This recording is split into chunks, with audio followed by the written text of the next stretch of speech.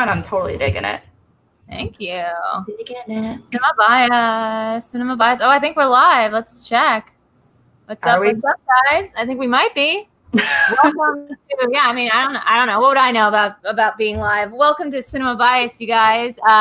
This is a show where me and my co-host, the lovely Alex Mack, right over there. Yeah, I did it. I put it the right way. I'm getting a hang of it. Talk about movies that either one or the both of us haven't seen, and sort of what our inherent biases are against certain kinds of films. And, you know, we watch the films in question. We decide whether we like them or not.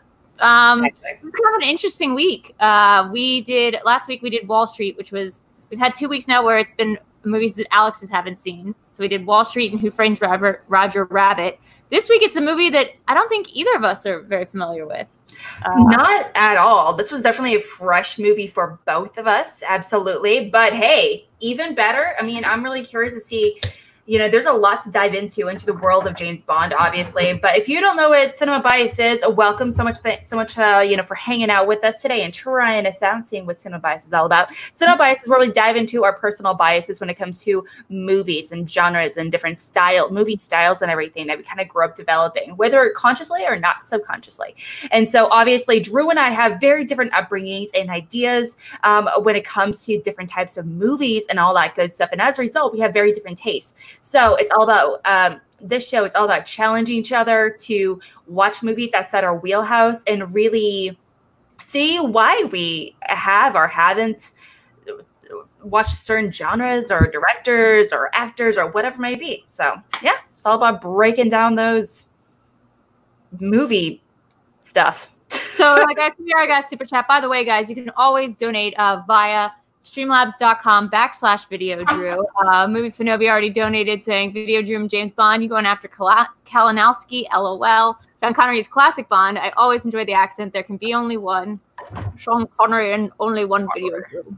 That's my version of Sean Connery. Sean Connery. I feel like the Sean Connery accent is more iconic than the Sean Connery acting. Yeah. I feel like Sean Connery was not fully, he was like, this is like watching Nicolas Cage before he does like a really big Nicolas Cage thing. This is like not the most intense Sean Connery accent I've ever heard. Let's see. So guys, send in your tips to streamlabs.com/VideoDrew, and we're just going to get into it. Now this, so we'll start out with, what is your bias? Oops, sorry. Yes. I think I started something. Yep. What is your bias? More like, what is our bias? Yeah. So it turns out me and Alex don't like these movies. Just maybe in pure construct alone. Like we both have. Oh, sorry. Why did Alex go? We both have the same sort of feeling about James Bond, which is just sort of, who needs him? I think that sums up my feelings about James Bond. Is I don't get it. I've never really gotten it. I've seen, I think at this point, I've seen like at least 4 Bond films in their entirety in my adult life. And I know like a lot more other James Bond facts. And people, it's weird because whenever you tweet about James Bond, people would love to like come in and tell you their thoughts about it. I had Phil Noble Jr., the head editor-in-chief of Fangoria, tweet at me today because I said I was watching To Russia with Love accidentally. I accidentally watched like half of To Russia with Love because I thought it was Dr. No, which is the film we were going to be talking about. Yes. My friend Seth Porges, who's like a pretty big name and has a couple books out, was tweeting at me about how like all the gadgets in James Bond, or at least some of the gadgets, have famously been the prototypes for gadgets that have actually come out in the real world, like pagers and like this one pager that's in the movie, and in Thunderball, the rocket pack that he's wearing is like a prototype for an actual rocket pack that they would make sometime in the future. So like I guess my thing about James Bond is, it's one of those things that a lot of people like, and a lot of people like to quote facts about. And I'm like not really sure why this guy is so important. Like why we keep watching movie after movie about this guy who somebody pointed out today. I was like, this dude looks like he's 40 years old. Like, why can't we have a young James Bond? And someone pointed out he's 32 in Dr. No. No. 32 years old in Dr. No, which is the hardest 32 I've ever seen. That's just like a super hard 32. Okay, so there's a lot we can dive into about that.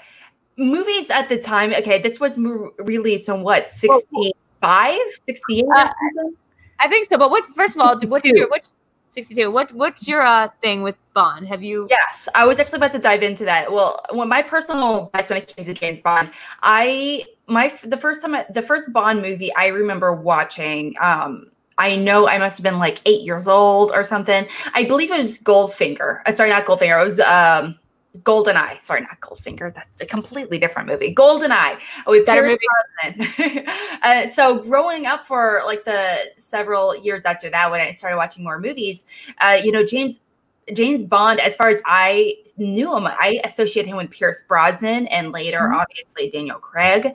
But my James Bond was never Sean Connery or Roger Moore or anything. The James Bond that had the most movies and everything. So, yeah. So, so growing up with this, like, where he's not, I mean, obviously all the James Bond characters, the idea of James Bond is like a hyper masculine, like, I'm sexier than you and da-da-da-da. That's a whole thing. Super toxic. Let's just be real. James Bond is a super toxic masculinity, like figurehead. Like just a little bit. Like, it's a legitimate problem.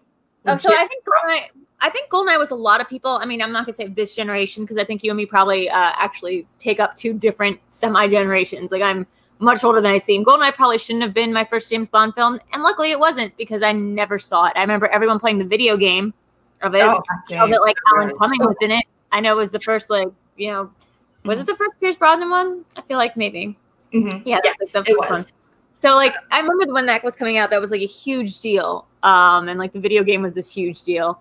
But I don't think I think my first initiation with Bond was just through Austin Powers stuff, quite honestly. Yeah, I can see that. So, like everything that I know about James Bond kind of comes from like Austin Power tropes. Like, and this movie is like a pretty interesting experiment into the James Bond universe. Dr. No. I keep on calling him Mr. No. Like he didn't go to like 4 years of doctor college. Like, see, like again, he has a PhD and something or something. All the jokes I think of are just Austin Power jokes, which tells you exactly how influential Mike Myers was to this series. But like, he didn't go to 4 years of doctorate school just to be called like Mr. Evil, like, you know, like that kind of thing. I honestly, I came into this movie thinking, okay, well, since it's like the first one of the Ian Fleming novels to get adapted, this was like the Dr. No was the first one. I was like, well, maybe it's going to be more entertaining than I remember other James Bonds being. Like, that being said, I did watch Casino Royale this week, and don't ask me which Casino Royale in the comments. People keep asking me which Casino Royale. There's like a parody version of James Bond. It's called Casino Royale, and then there's like the Daniel Craig movie. So I mean the Daniel Craig movie. Well, well, like you said, when it comes to, so that it makes sense, like why this movie was not in a warehouse. Did you ever watch other spy? What do you think it was the idea of this like traditional hyper masculine, like spy action adventure situation that you weren't that really that bias against that genre, or do you think it was like the bias against this type of male lead character that kind of turned you away from seeing it for so long? You know, there's nothing about the Bond. Maybe it's just the ones who have played Bond so far. Like Daniel Craig, I found like a little enticing. Timothy Dalton, I find like the most attractive. But I watch movies based on like who I can like get into. And there's like very few people on a James Bond movie that I can like find like attractive or relatable. It's usually, can I be honest? Like it's usually the American CIA guy, like Felix, right? Or like in this movie, Felix, or like, you know, the brother from Langley. Like I like that character. He's always like such a help. Like in James Bond movies, the American like shady government is always so much more helpful and friendly than I feel like in real life.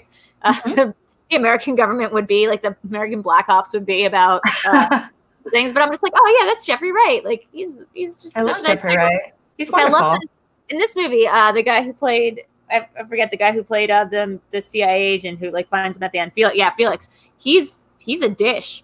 I could watch a whole movie about Felix. I feel like we didn't see Ursula Andress until halfway through this film, if not later.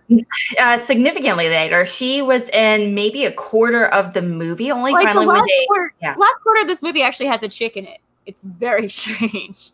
They have like there's arguably 3 or 4 main females. So I feel like, okay, so that's like a whole conversation and talking about women and James Bond's relationship with women, which has a history of being problematic throughout, obviously, the James Bond filmography, but also I'm sorry. Should we maybe start with the plot? Should we start with the plot? We probably should. We probably should. Okay. So actually, I don't have my phone. Do you want to kind of go over the plot, or do you want me to do it? You can give me 60 seconds on the clock, and I'll see how I can do. Okay. It's gonna be super short because, like, really, my knowledge of like what's going on here is it's not great. I did watch this whole movie. I watched the whole thing, and I also watched again the opening parts of To Russian with Love, thinking we were at the same film. So. Do we have 60 seconds on the clock? Because I don't want to take any more on that. I have it. Okay. 60 seconds starting now. Okay, so James Bond is 007, and he's living in London, and he's playing a lot of Baccarat, I think, or like some sort of French card game. And then he's called in by someone who doesn't have a name yet, but is his boss. And he tells him to turn in his Beretta and go to Jamaica, where somebody's been killed. And then they find there's a high radiation reading off like one of the coasts, like one of the little islands off the coast of Jamaica. And he's got this friend who has a fishing boat. And then he meets this woman, and she says, or the dude on the fishing boat says there's a dragon. He meets the American CIA agent. He eventually finds out there's like a diesel running giant monster dragon thing that's being run by the baddies who are working for Dr. No, who's living off the coast of this place. And I forget exactly what Dr. No's thing is. His thing is, I don't remember. It's something about radiation. It's something about Cape Canaveral, maybe. There's a sort of astronaut aspect of it. At the end of the day, him and Ursula Andress end up escaping the fish thing, and they go into time. Yeah, that's pretty good. That's as good as I'm gonna get. Abby, we're gonna get really into the details for sure about this. I do. What I missed?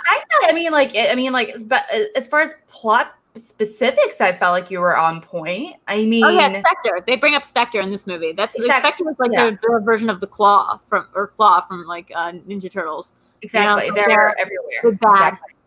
Oh, real quick, talking about Felix.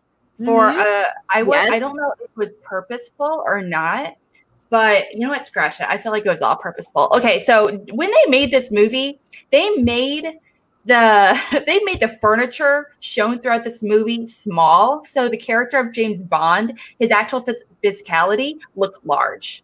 Oh wait, I forgot about the spider. Yeah, we're gonna talk about Spider. Girl, I do not want to skip on Spider because fuck that Spider. I forgot also Dr. No doesn't have any hands, but you're never shown that, which seems like a very like low budget thing to do. They're like, this guy has no hands, but he's just constantly wearing gloves. So I guess you're just supposed to he can control them, so it's like robotic hands or something. I mean, the dude's just wearing gloves. Whatever is supposed to be going on with his hands, Dr. No hands. He crushed that like statue thing, and he's he's got strong hands, but is his name Dr. No Hands? Did we just Dr. No idea who he is. That's Dr. No Hands. Like when I got to the part where he's like, I don't have any hands. He doesn't say it like that, but I was like, his name's Dr. No Hands. Like obviously, that's the villain.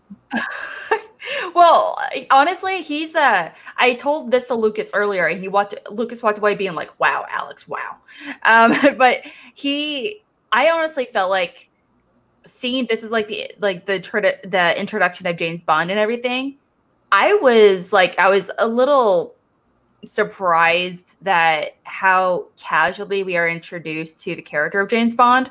But the build up, he's just like, okay, yeah, he's just playing cards up near London or whatever, whatever, and with a bunch of rich people. And the character introduction to Dr. No was creepy AF, and I was so here for it. It was by far like one of my favorite scenes. He's just like looming in where he's not even seen. So his character introduction is just pretty much this geology professor dude going to this island, going into this Dr. No's like secret lair, into this isolated room where there's like a random table and a chair with like a spider on it, essentially. And the guy's like, and Dr. No, you can't see him, but you hear him. And Yeah. Professor, you knew you weren't supposed to come here. This is the Yeah. only rule I have, kind of thing. It was like, it's like the weird ominous voice, and it's like overhearing, and they're like, I wouldn't have been here. I'm so sorry. And but it's like really, but it's really creepy and everything. And he's like his character's all knowing. He knows what he's here to do. He knows what his plan was, all that good stuff. And I was just like, and her bra went for $35,000 at an auction recently. Or I mean, that's something I read. So we just had a picture up of and it wasn't even a good swimsuit bra situation. That's it's not. It's literally a cotton. So this is like the kind of detail that I'll remember that will never come in handy. It's just literally a piece of cotton. So let's see, get that back up. Sorry, get back up. It's literally cotton covering over like a wire mesh kind of situation, almost like a Macy's Day Parade float kind of thing. I heard that she got this role literally after they saw her in a wet T-shirt and decided to hire her based on that. So that's I keep bringing that on the pictures. That's pretty cool / just awful. It is ridiculous. I'm not gonna lie, but also she was low key one of my favorite parts of the movie. She was the greatest part of this movie. Yeah, I mean, like low key, high key, whatever. I mean, she was just like she wasn't like she wasn't a breath of fresh air, but she was like compared to the absolute ridiculously the Nick Cage ness of James Bond. She was just so her character is just so light. And by comparison, it it felt very natural. Versus with him, everything was just like so rigid. Yeah, I think that's exactly true. I mean, I think you're supposed to get this idea that James Bond is like a very fluid, very fun character, but he's like not.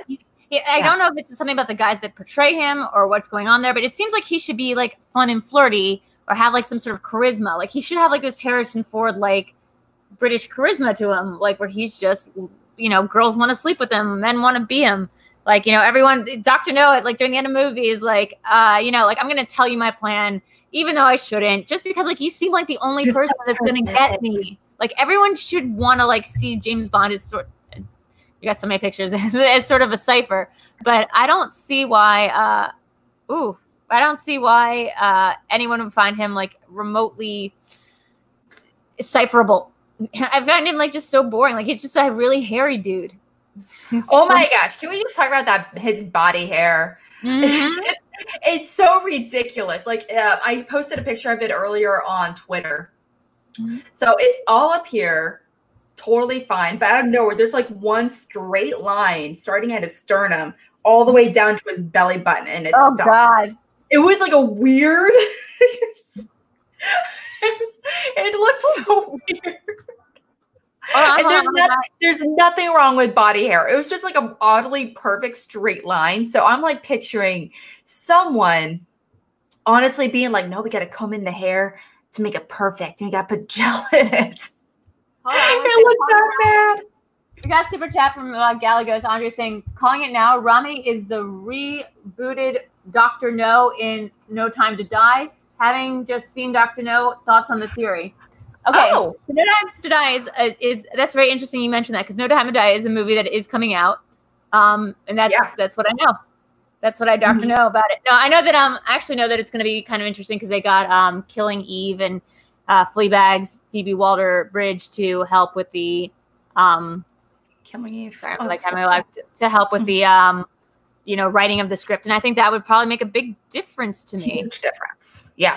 Right? Like if there's a female writer on any of these James Bond movies, not to be this person, but like if there was a female writer on any of these James Bond movies, maybe I'd like these James Bond movies a little bit more.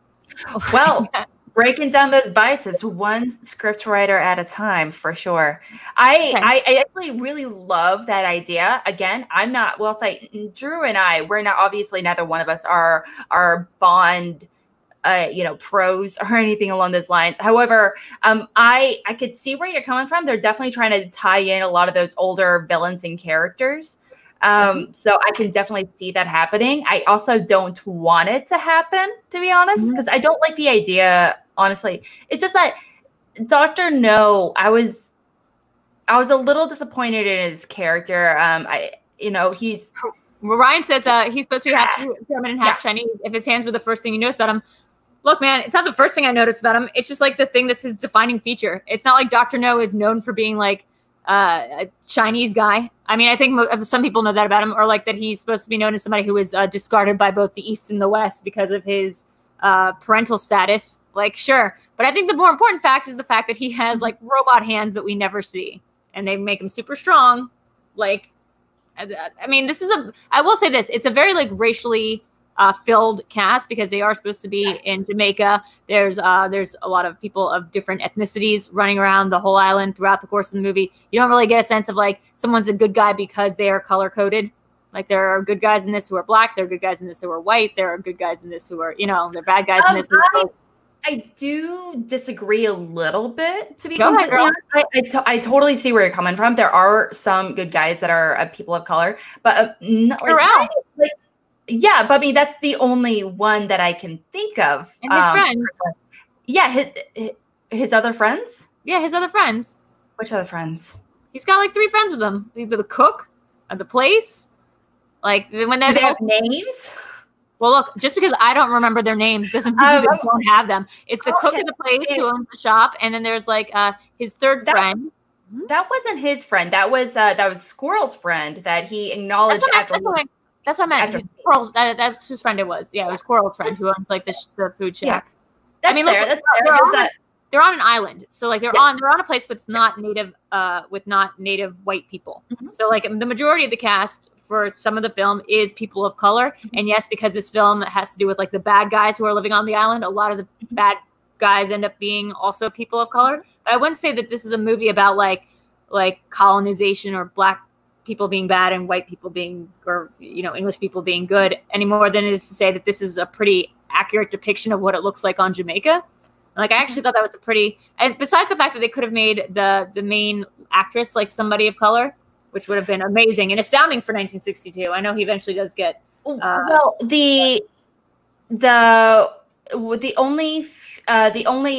are 2 females of color that are in this as quote unquote Bond girls, and one of them ends up being a traitor that's eventually killed, and the other he ends up threatening to break her arm. No, he said he should let her arm go. Oh yeah, but after threatening to break her arm, the real slur he throws at her is the word freelancer. He calls her a freelancer, and I was like, "Oh, that's such a burn because she's a freelance photographer." Because she's she's like taking photos of James Bond while he's at the club, and he's like, "Yeah, whatever, freelancer." And I was like, "Oh, what a hard burn, James Bond." How dare you? It's like not only that though. It's well, all the people that are killed are white, and they're, from what I can tell, they're killed by people of color. Corell was killed. I was like, I don't remember him being Corell.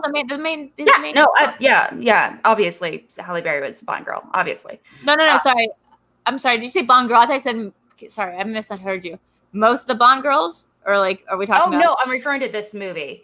In this movie, there's okay, so in this movie, there are like, quote unquote, there are like pretty much 4 Bond girls. There's a girl at the beginning that he ends up having sex with, a girl that plays cards with, that he doesn't see again. Wait, doctor, I think she's in To Russia for Love, because that's who I'm pretty sure it's the same chick, because she mentions golfing, which is what he says to her and that they're going to go do in the beginning of this one. And then she goes, "Last time you promised me golf, you ran away to Jamaica." So there is a through line that is the character. He does see her.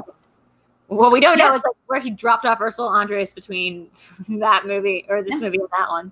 Yeah, there was another girl, like I said, the photographer. That's not a Bond girl though, right? So Bond girls are So Bond girls are not. They're not specifically women that sleep with James Bond. They are just like women in the movie that not only have like a character name, like Strawberry Fields is a Bond girl. Oh, I did it. Yeah, it's the same chick. Well done. See, there you go. Can I be honest? Like that was something I picked up on because I accidentally started watching To Russia with Love. Got like a little bit of the way through and realized this isn't Dr. No, which is the movie we're supposed to cover. And he was like, "Whoops!" Did like a hard backtrack, and then I was like, "Wait, isn't that the same chick who he's telling like in this movie? He's like, let's go get golf after he takes all her money back." The 2 things I'm realizing really quickly about James Bond: alcoholic, huge gambler. Just a gigantic liability to like England. Like, how this guy ever got to be like in the Secret Service when he does nothing except gamble and drink heavily. And he got in when he was 22 years old. Yeah, which was a decade ago. So he should probably already have some experience. Yeah, he mentioned, I've been doing this for 10 years at the very beginning of the movie. So, yeah. So, I mean, 32 years old in this he's movie. 32 years old. And that's the hardest 32 I've ever seen. Like, that's like a Don Draper 32 where he just, no. It was also like people at the, movie makeup at the time where they were, or especially for men, where they were trying to make him more tan. They just make him look so old. Like Roger Moore. Oh my gosh. The guy stopped making movies when he was 57. He looked 87. The guy looked, ugh. Can I tell you this one fun fact that I literally just glanced at my screen and saw that I love so much already? Yes, tell me. I think the behind the scenes of James Bond is how I'm gonna like really get into this franchise. Is like, no, I think you need to go back and say that again. James Butt. James Butt. Butt. When I make a good bet, girl. Anyway, welcome to Cinema Bias, guys. Is that they originally, it's very famously like the Ian Fleming novels were like in legal disputes forever. They had such a hard time making any of these James Bond movies. But an initial draft of the screenplay was rejected because the scriptwriters had made the villain, Dr. No, a monkey. Query, like, what the fuck that means. what literally they wanted a monkey? They wanted a monkey. Like, I guess that's why you don't see Dr. No till the end, because instead of having fake hands that you never see as fake, he was supposed to be a talking monkey? Or was it they're kidding. They're kidding, right? Why would Wikipedia kid? I don't know, but I mean, people lie on Wikipedia all the time. I mean, there's two sources here. Yes, thank you, Sean. Absolutely. Moneypenny is a secretary in the Secretary of M in the film, and she is in every James Bond movie. She is, by definition, a Bond girl. Yeah, Moneypenny is. But he like does weird things with Moneypenny. I don't like his relationship with Moneypenny as best as I can see it from the two Connery movies that I've been watching, which is just sort of like he puts his face like he does this thing with her where he just like talks with his face just right up in here. And I'm like, who does that? Is that flirty? I don't know. I was like, Moneypenny, how you doing, boo-boo? And I'm like, ooh, if anyone got in my personal space like that, I would just fucking hit him. I do that all the time to my Cardinals ball cat.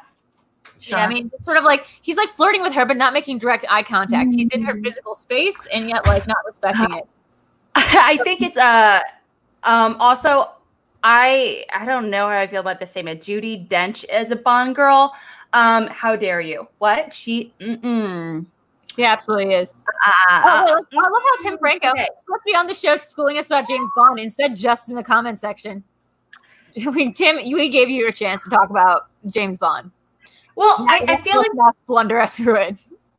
The conversation around James Bond is the women about James Bond is that, James Bond, his character, his relationships obviously with women are not healthy, and it's addressed a lot. It's like a joke, ongoing joke for sure. So the thing is, I don't like the idea that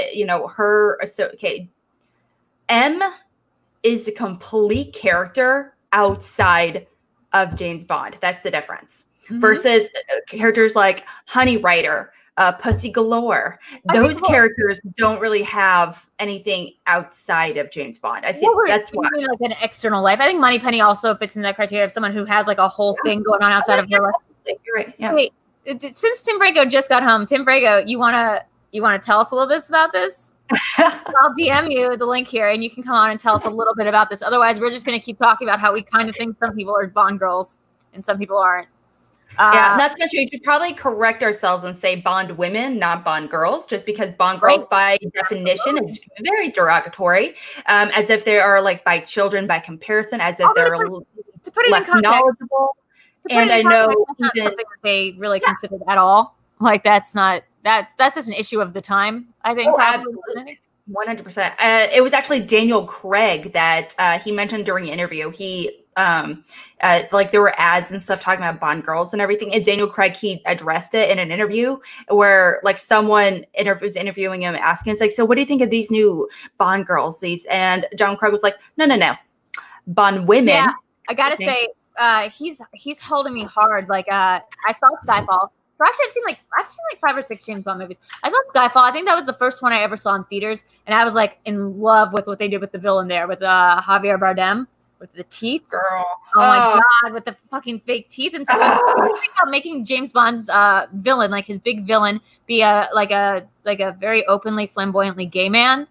Like that I loved. I was like, there we go. That's like the perfect. It's like how the Joker needs to have a flamboyancy to like counteract like Bruce Wayne's like heteronormativity. But at the same time, even James Bond, he acknowledged it, and he was like, he mentioned, "Oh, you think this is my first time?" Right. So there's this idea that James Bond is actually bisexual, or he has had what? That no, that's like I'm that's sure go there for love of country, but I mean, like it's, I mean, like, are you saying you you wouldn't James Bond is to save an entire country? Tim Franco, check your DMs, or otherwise, this is what we're going with the rest of the evening. Yeah, James Bond, open bisexual. Probably, I'm sure he would do it. Let's see. Sometimes sometimes the argument is it's like he's not so much attracted to the person, he's attracted to the idea that he has power over them. Ugh, so he's attracted to the power play behind sex and what it presents. Okay, so it looks like we are going to have an expert come on and tell us a little bit more James Bond. Thank God, because otherwise this episode is going to go in a real weird direction. We're going to take a minute and take a beat. We're going to vamp, and then we're going to be probably school. I don't want to say we're going to be mansplain James Bond, but I will say it'll be helpful to have it put in context by someone who actually gives a shit about James Bond. Yeah. I mean, I will say the difference between someone mansplaining and that idea. I think, okay, just to clarify, a woman can also be an asshole when it comes, can be an asshole when doing it. So it's not like a man exclusive kind of thing. It's just, I hate it, especially when a man does it to me. But anyway, let's talk about how James Bond probably mansplains everything. Everything. All the villains in James Bond, they mansplain. I think actually the definition of mansplaining is take a look at the way that villains talk to James Bond at the end of the movies. If you don't like that, then you wouldn't like to be a woman having a guy tell her anything. Is that like that kind of a sort of exposition dump, I think the kids would call it, is like very, very much what we're talking about when we say people are mansplaining something. It's like, we've already figured out this information. We don't need to give your backstory. Here's your personal bias. Yeah. It's a straight Go ahead. Well, I did even like mention this where it was, they really just casually brushed over it. Where Honey Ryder, she admitted that, growing up, she didn't mention her age or anything, but there was a point where she was raped. She said specifically. Do you not remember that? She's like, I missed that guy, well, she's like, yeah, I was living like in Bali or something, and I wasn't paying rent, but I was helping out and doing stuff otherwise. But he came into my room and he was so strong, I couldn't. All I could do was scratch at his face. And oh my God, that makes me so that happened. And she said, and she later said that, and James Bond was like, well, what happened next?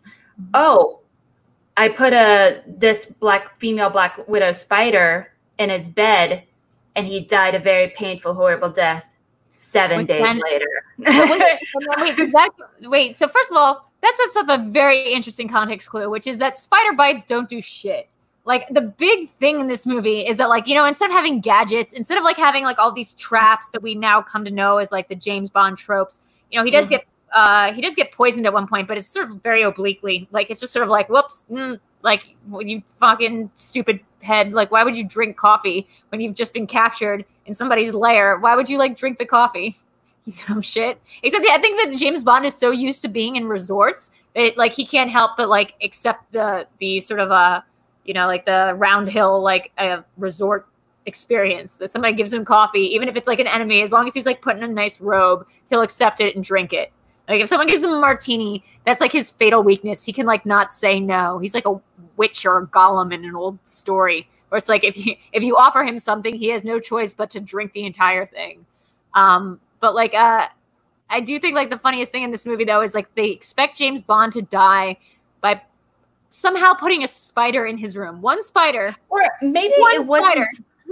I didn't like when I saw that. I didn't read it like as if it was he was supposed to die, because I know I've been told tarantula bites don't really do anything. They don't do shit. Yeah, they don't. Yeah, they don't do anything. So, I read it more as a threat, and honestly, I'm surprised they didn't really correspond that spider situation happening to later on when she admitted she killed her rapist by using a spider. So I was like waiting for that connection to happen, but it never did. Because we know as the audience that the person that put the spider in the bed was a professor. And like what he did, I don't know what that's supposed to do though. Even if it's the most lethal spider, you're just gonna put it in somebody's like room, or like what he sneak into the bedroom when James Bond was asleep and James Bond just somehow didn't notice. And like they put the spider under the covers. The spider's all doing a little creep up, and then what James Bond is he just like wakes up and he's like, ugh, and he's like, that's gross, and you're sitting there and you're like uncomfortable, but you're like, eventually that spider just crawls off of him and he's like, gets up and kills it, and you're like, yeah, that was not subtle. Yeah, he knew someone was in his he knew someone was in his room, or someone was in his room, because he did the hair thing and did all it does is, and he was just like, his reaction to finding out someone was in his room was like, yeah. Okay, let me take a drink. Wait, my vodka or whatever it is probably poisoned. Let me take out my secret fifth of vodka. Yeah, exactly. James Bond I think without exception, maybe I haven't gotten to the end of the ones I've seen, but I think without exception, he is poisoned by somebody like slipping some shit into his drink. He's like a girl at a sorority, like freshman year. Like that dude is constantly getting roofied. Just like constantly. And I feel like if he would just drink less, he'd be so much less of a liability. Because I literally just watched Casino Royale. Drink less liquid.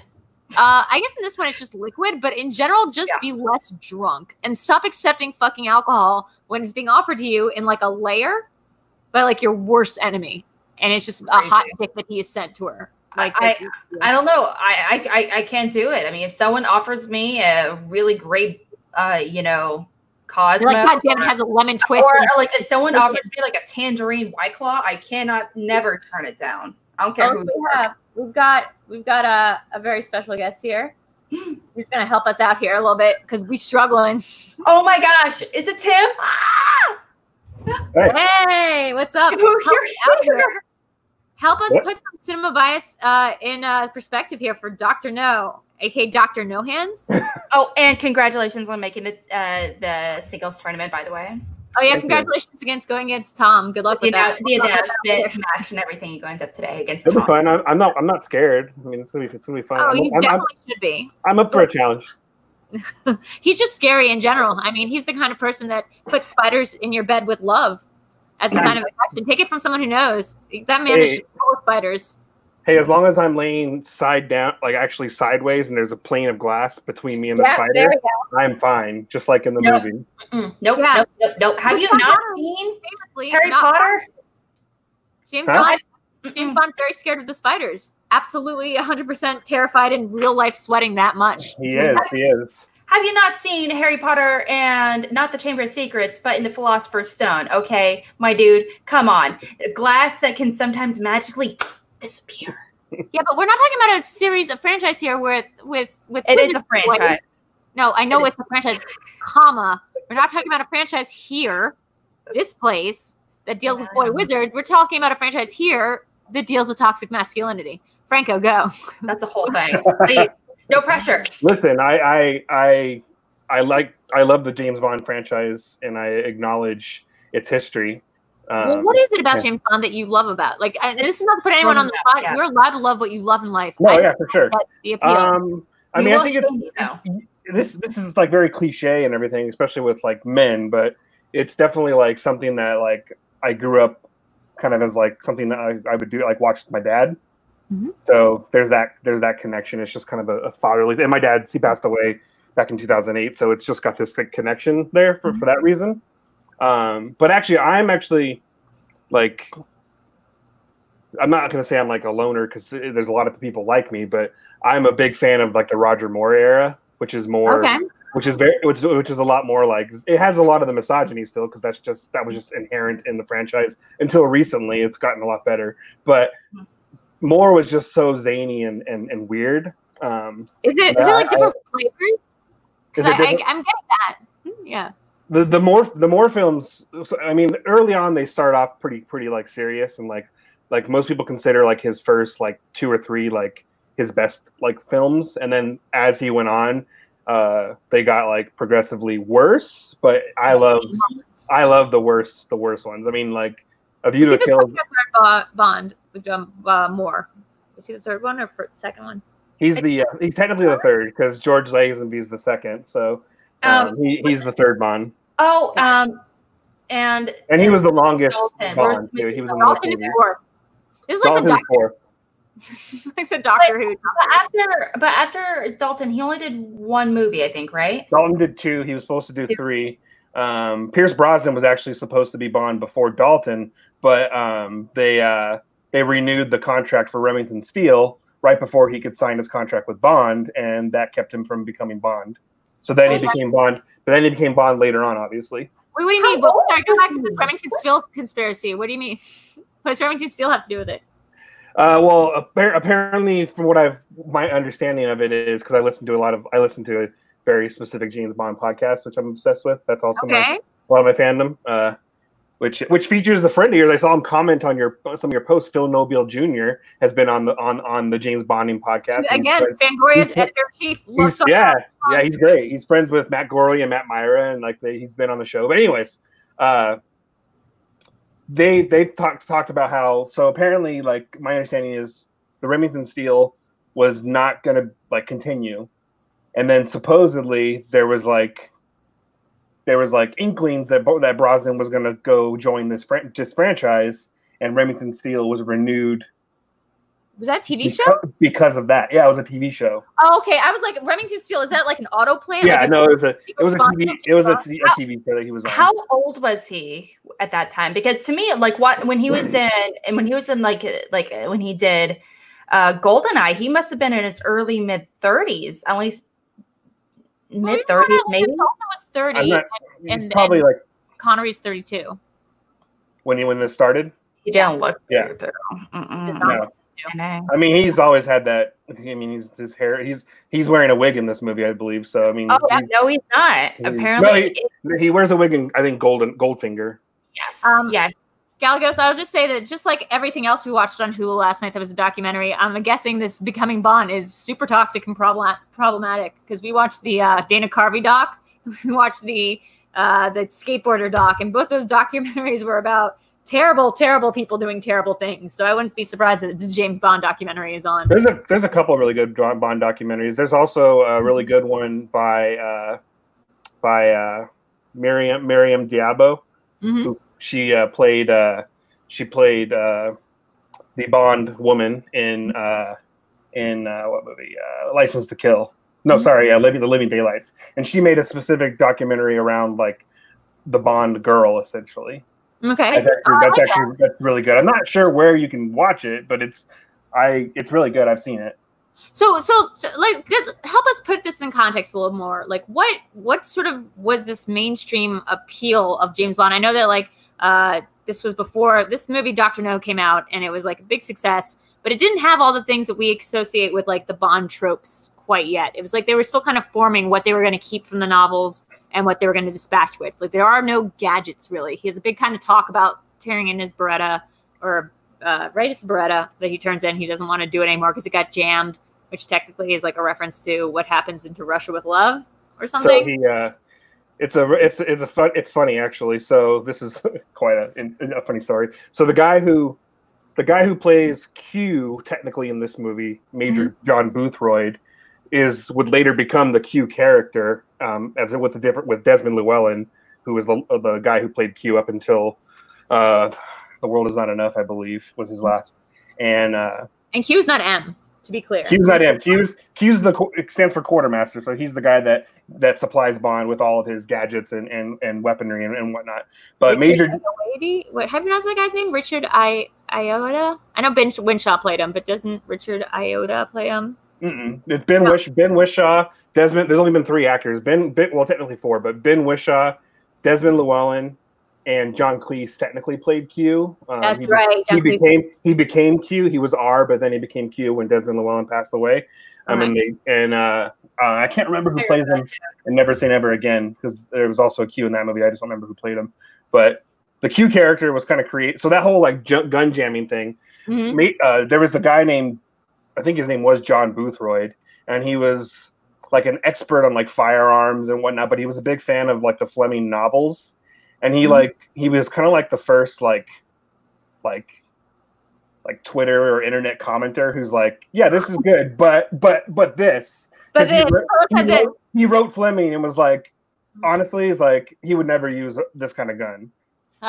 This is the kind of gun he would use, and so the Walter PPK becoming the Bond gun is because of this guy writing a letter to Ian Fleming and being like, the books are great, but this is actually the way things should be. I think the fun thing about watching these movies on Amazon is that they give you those like weird little X-ray like trivia facts. So I feel like I've gotten so much external like tertiary information about James Bond, like about Dr. No, without ever figuring out what the fuck Dr. No's plan was in this movie. Something Cape Canaveral, something like radioactivity, something. I mean, radio signals. Honestly, I feel like he was like, I think he was trying to build atomic bombs or something, because he talked about possibly selling them, or I believe what he was trying to do was he was mad because his genius was kind of looked down and rejected by both East and West. Yeah. And so he was basically trying to humiliate them and,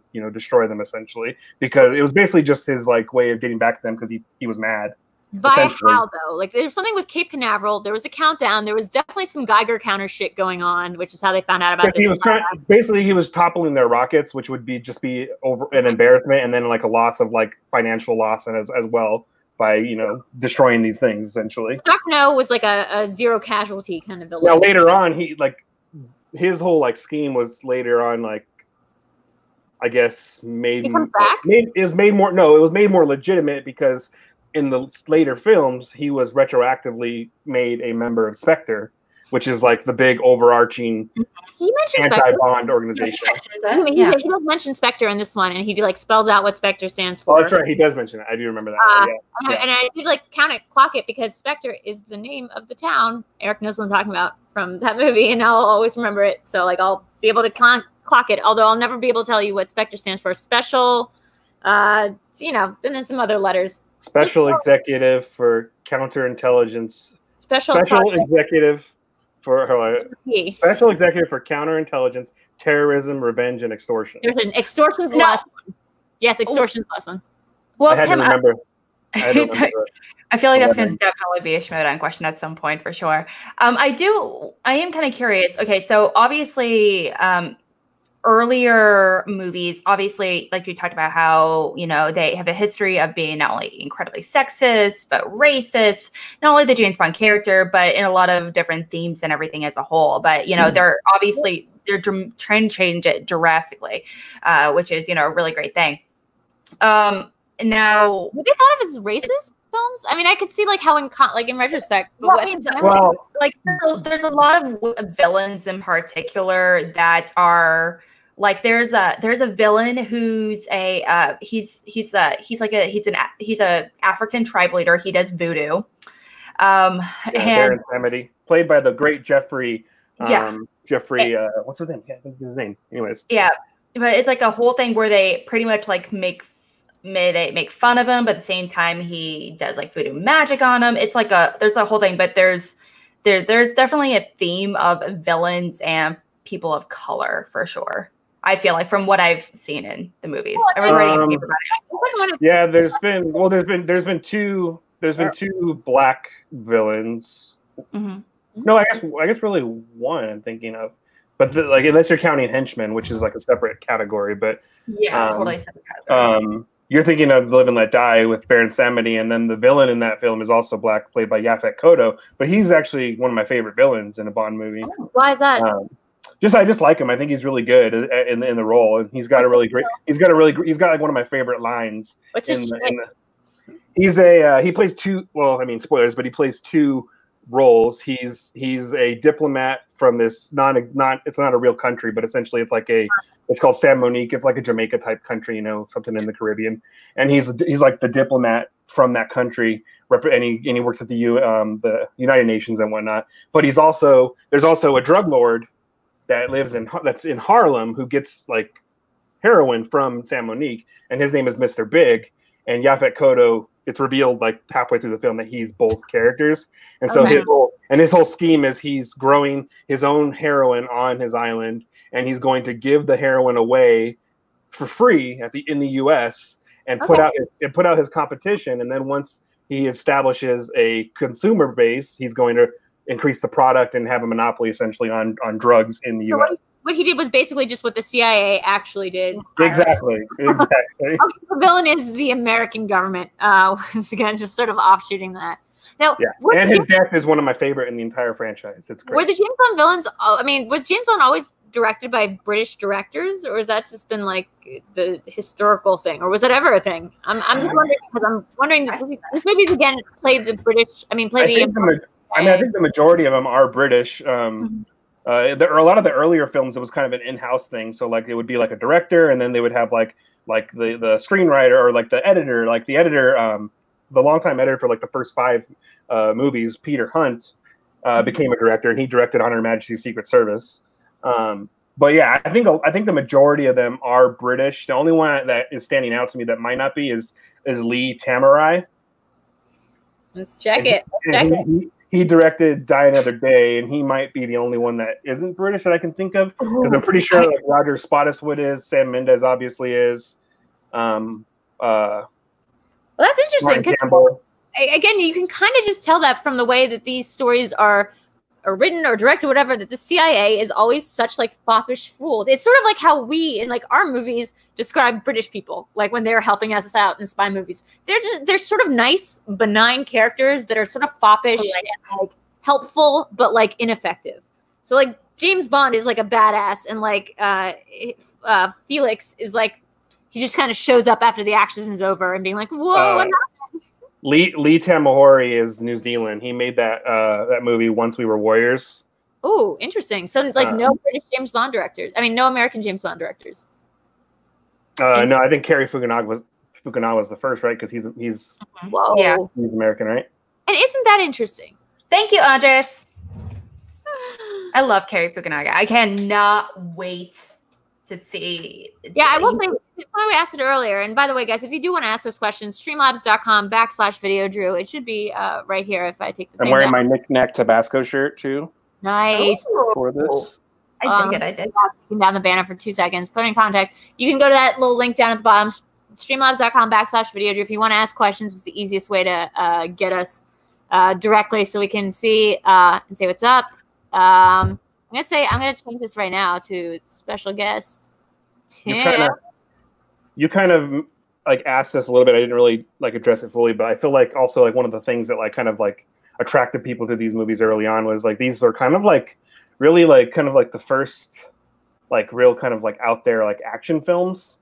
Mm-hmm. Oh, Even though putting it into context of like what we consider an action movie today, it's not quite as like you know explosive, but there really wasn't much like out there that was like doing this type of stuff. So I think that was a big attraction as well.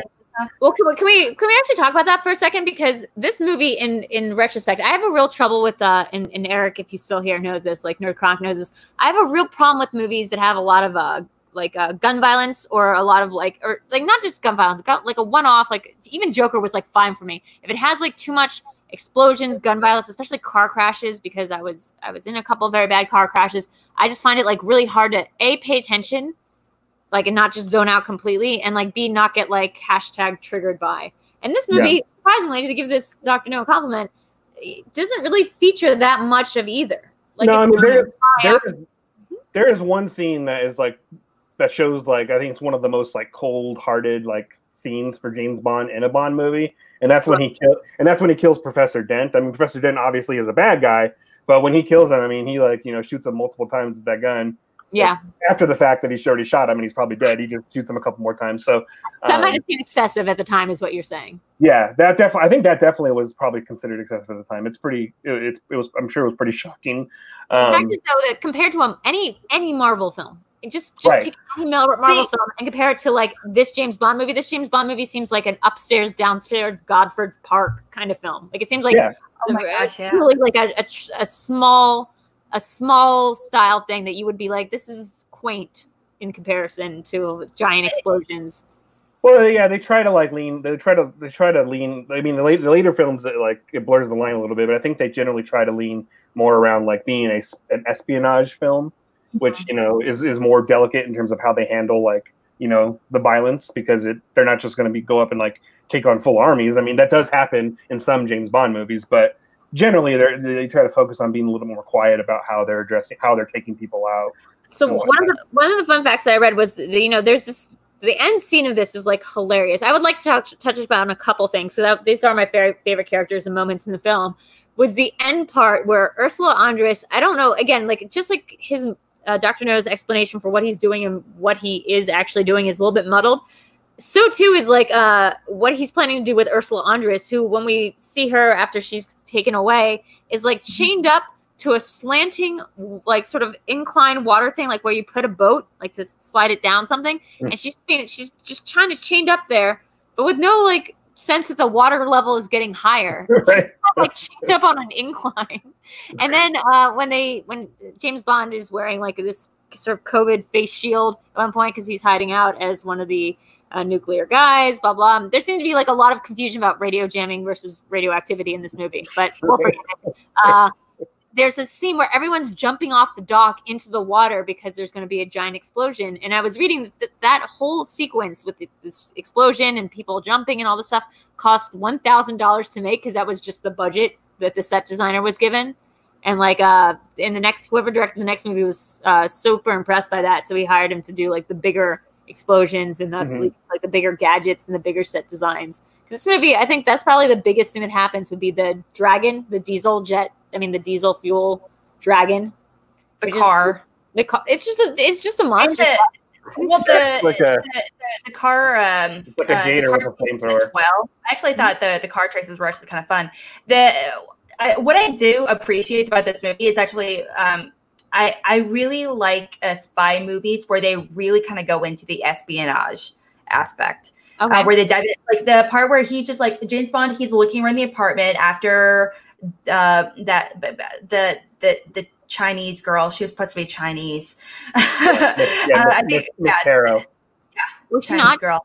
Was she? No, she's not Chinese. I mean, the person that was like helping Dr. No. She was supposed to be Chinese, but she wasn't Chinese. She plays Chinese, but I was like, this looks a little bit like. She's a very British actress. Incredibly, but they made her.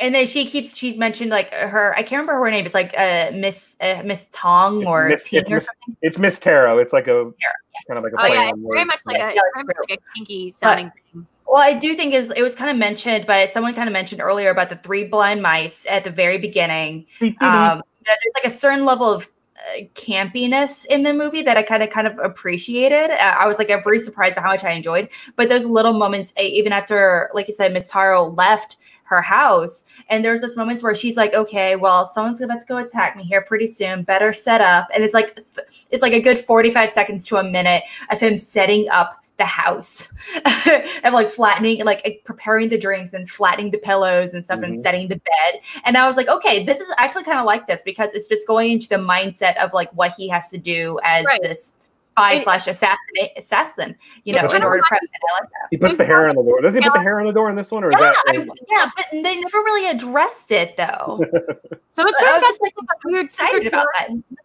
Soldier spy thing. You're right. So espionage movie. This is why espionage movies are different than action movies, which are different than war films. Is like espionage movies, like kind of by their category, like not to do a categorical challenge, but like by a categorical definition, they can take place during wartime, but they are not about soldiers. They're about spies, and spies have like a little bit more finesse. Like spies are collecting intelligence, and that's what I've never got about James Bond. Is he collecting intelligence, or is he just fucking around and blowing shit up and like getting? As much as I love the series, I've always kind of maintained that James Bond is kind of a shitty spy because in a lot of the movies, like things just kind of happen around him, and it's like fortuitous that things happen. I mean, Goldfinger, for crying out loud, the entire movie basically he's kind of worthless, and like in the end, technically, like he doesn't even stop the bomb. I mean, he's getting ready to disarm the bomb, and it's a joke because someone else comes up before he can snap the wrong cord and just turns off the switch. He's basically MacGruber if MacGruber had a heavy alcohol and like sleeping around with. Also, if you're a spy and you're like vices, you have these major vices that are just well known to everybody in the world. That you're just like, I love to fuck, I love to drink alcohol, like, and I tell everybody like my secrets if they get into bed with me. Like that just makes you the world's shittiest spy. Like he should be taken out by his own government. That's even addressed later on in Skyfall. I think it's the beginning of Skyfall. Which where like towards the middle and beginning. Tomato, where he's forced to go through a lot of these tests, in order to return to work essentially. And so bonded, he has to like just do a lot of regular stuff. Talking about he fails.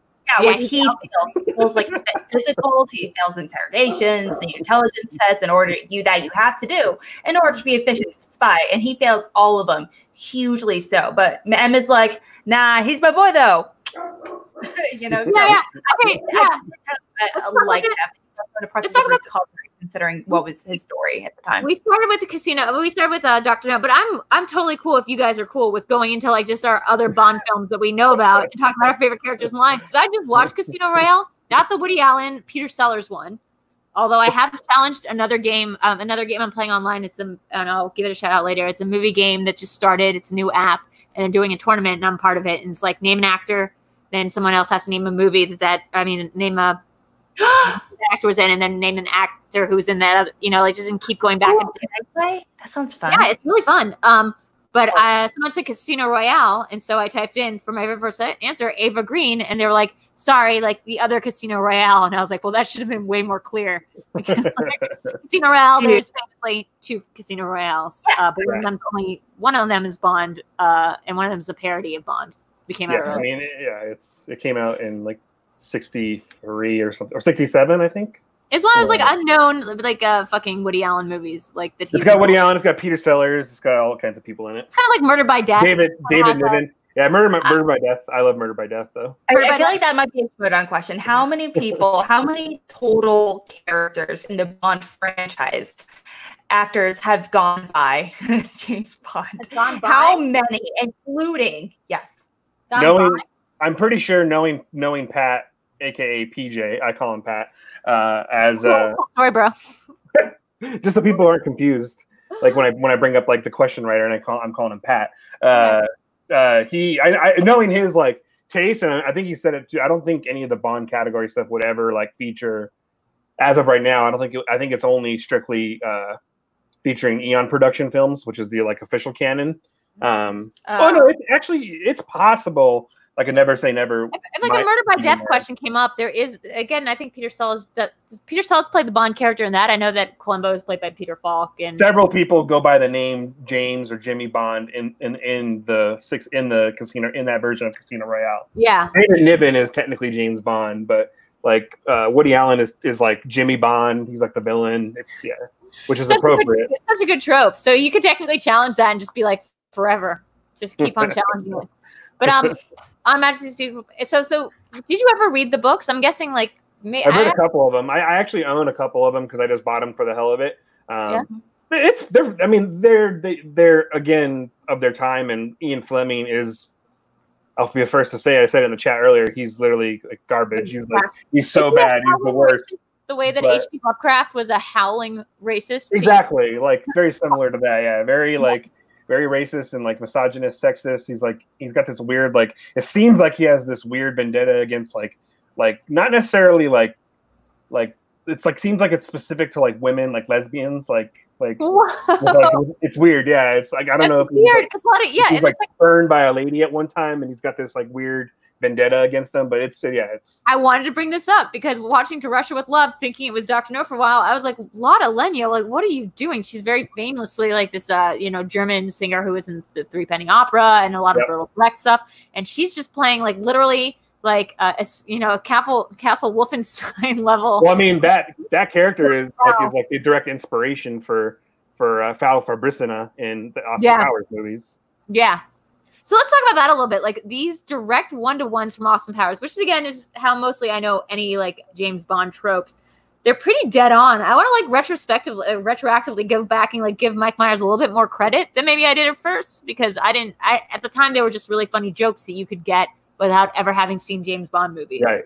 But like, God, those bits are like dead on. I mean, everything from like the henchmen, like yeah. Yep, random task, odd job. Yeah, it's very like spot on what they're poking fun at, and it's the great. Whole Seth Green being like, "Hey, Dad, why don't we just shoot him? Like, why do we have to explain to him what we're doing?" And he's like, I'm gonna lock him in the room and close the door and just assume it went according to plan. What's wrong with that? Yeah, exactly. I want to do like a cinema sins for like everyone that I've ever seen of these movies. No, I mean, and I guess I never thought of it this way. Austin Powers was a character I found very, very grating when I was like in middle school and this came out. I was like, ugh, Mike Myers, like a little much, like whatever. I didn't realize that like exactly how much that character is supposed to be awful. Right, that's the point. James Bond is awful. Yeah, that is the exact point. I would say like the only James Bond, if you want a James Bond that isn't entirely like terrible in terms of like how he treats women, I think the closest one would be Timothy Dalton. Yeah. Like his films, like I'm pretty sure like in Living Daylights, I think he's only technically there's only like one person. I think there's two women he sleeps with throughout the movie. Well, that's fine as long as it's the first one is implied, and then the first one is that you figure it's happening because it's in the cold open, and the second one is like the main Bond woman of the movie, which is Miriam Dabo, who was Olivia Dabo's sister, who was in The Wonder Years. Oh, that's interesting. Her twin sister. Which Bond movie has the woman? She's a black woman. I think she's a good character, but I can't remember where she. Right? I know she's like running to Bond or from Bond, either way. But at one point, they're at some kind of carnival situation, and she ends up being turned into like almost like a gorilla. No, Alex. No, you're confusing two different things. I think so. So in Diamonds Are Forever, there's a part of the movie that takes place in Vegas. Okay. And there's a portion of the movie where Bond is a chase scene, and Bond runs through like a freak type show in Vegas, and it's like this act where it's horrible. It's where there's a black woman in a cage, and she like transitions into like a monkey or a gorilla. It's bad. Well, that scene in particular, I don't know why, but I can remember that one so well. It's you don't remember why? You don't remember why that scene is? I mean, like sometimes you have like random scenes in movies that I know there's like some random scenes. I'm like, I don't even know what movie it's associated with. Like for a long time, I had no idea what movie that was associated with, but I can remember that specific scene. Sounds very much like the original script of Dr. No, where he was supposed to be a monkey. Yeah, that is true. Maybe he has like a thing against monkeys. Maybe that's it. Or maybe it's just that the other is often described in primate terms, and that's very problematic. Oh, I did not think about that. My favorite henchman in James Bond. Well, it goes between two, but it's one of them is Grace Jones's character in A View to a Kill. She's great as Mayday. Mm-hmm. Someone said about Mayday. Yeah, she becomes a good person in the end. So how often does it happen that James Bond fucks somebody into being good? Did that happen in Pussy Galore, technically? Well, it happened, yeah. Pussy Galore, not only did he make her good, he made her straight, apparently. So that's another that's another one of those Ian Fleming like vendettas against like, you know. Like James Bond pretty much he didn't pretty much. He forced himself on her and made her straight. Well, there's a line in Casino Royale. That was his idea. That is a line in Casino Royale. One of the few lines that I was like, oh, this line can get it, is like when Ava Green's like, he's like, you're not my type of woman. She's like, what, something? And he's like, he was like, he was like, single. He says single. Yeah. And I'm like, damn, that's a pretty good line, because James Bond just admitting to his like phallocentric worldview that he only likes women if they're like a spy or if they're taken, because Moneypenny's married, right? Like that's her thing, is that she's married. Moneypenny is depending on the movie. Really, no. I don't know if she was ever married. I don't know if it was ever. In the newer ones, He wants a relationship with James Bond. Yes. Yeah. Well, the new earlier film. You know, she has a like a boyfriend or a husband, like some kind of male partner that's like briefly shown. You better get one. I think it was in the last one. I think it was in the last one. It wasn't Skyfall, was it? Who does this? Where Naomi Harris, where it's like where she's in her apartment, it's at nighttime, and James Bond calls her, and she whips out her laptop in her apartment, and she clearly has a male partner there with her. This is that rolls over in bed or something, and he's like, "Honey." I don't remember if it was in Skyfall or if it was in Spectre. I don't really care for. I like them because I like all James Bond movies generally, but I don't really care for the last two.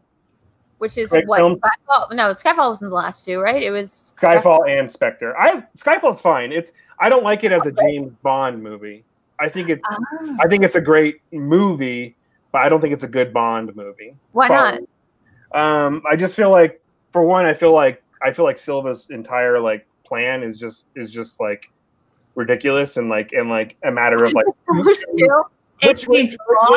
a lot of the plans are ridiculous, but I just don't think it's that great. I loved it. I love the idea that he's after M because like James Bond in this story is not actually like he's like not even tapped into what's going on, which is that M is like truly. I like his like end game. Like I like his goal. I don't like the path to get there. It's too like how none of this shit would actually happen. Which I know you got to suspend your disbelief, but like it's for me to like even be bothered by that. It's saying something because I like the craziness of a lot of the Moore films. But like they even had to fix it by making Blofeld, Christoph Waltz, the person behind it all along. So they had in Skyfall. Inspector. I was talking about Skyfall, and I was like, "What are you talking about?" That's first of all a very believable villain who's like. No, because like his actual like what he wants to accomplish is great, and he's a great villain. I think because he actually succeeds in his mission. Essentially, he doesn't actually like murder her himself, but M does die as a result of his actions. In Skyfall, you're saying because that's in Skyfall. Because I haven't seen Spectre, but like Skyfall got a pretty bum ass fucking thing going on with the villain, like where he's just like has mommy issues. His character is interesting too, and like the whole like I love a villain with a physical quirk. Obviously, that's another thing. Yes, the trope. So his physical talk about that. Is great. And the whole fact that you guys were talking about earlier with the way he kind of like comes on to Bond, and Bond's like, I've done that before, like no big deal. Right. Basically, that's basically what he says. Yeah. Well, okay, so I want clarification. Tell me, it's official. He's bisexual. Confirm I feel like with the way that line is worded in that movie, it basically is like, yeah, like it's very likely. I think it's very likely.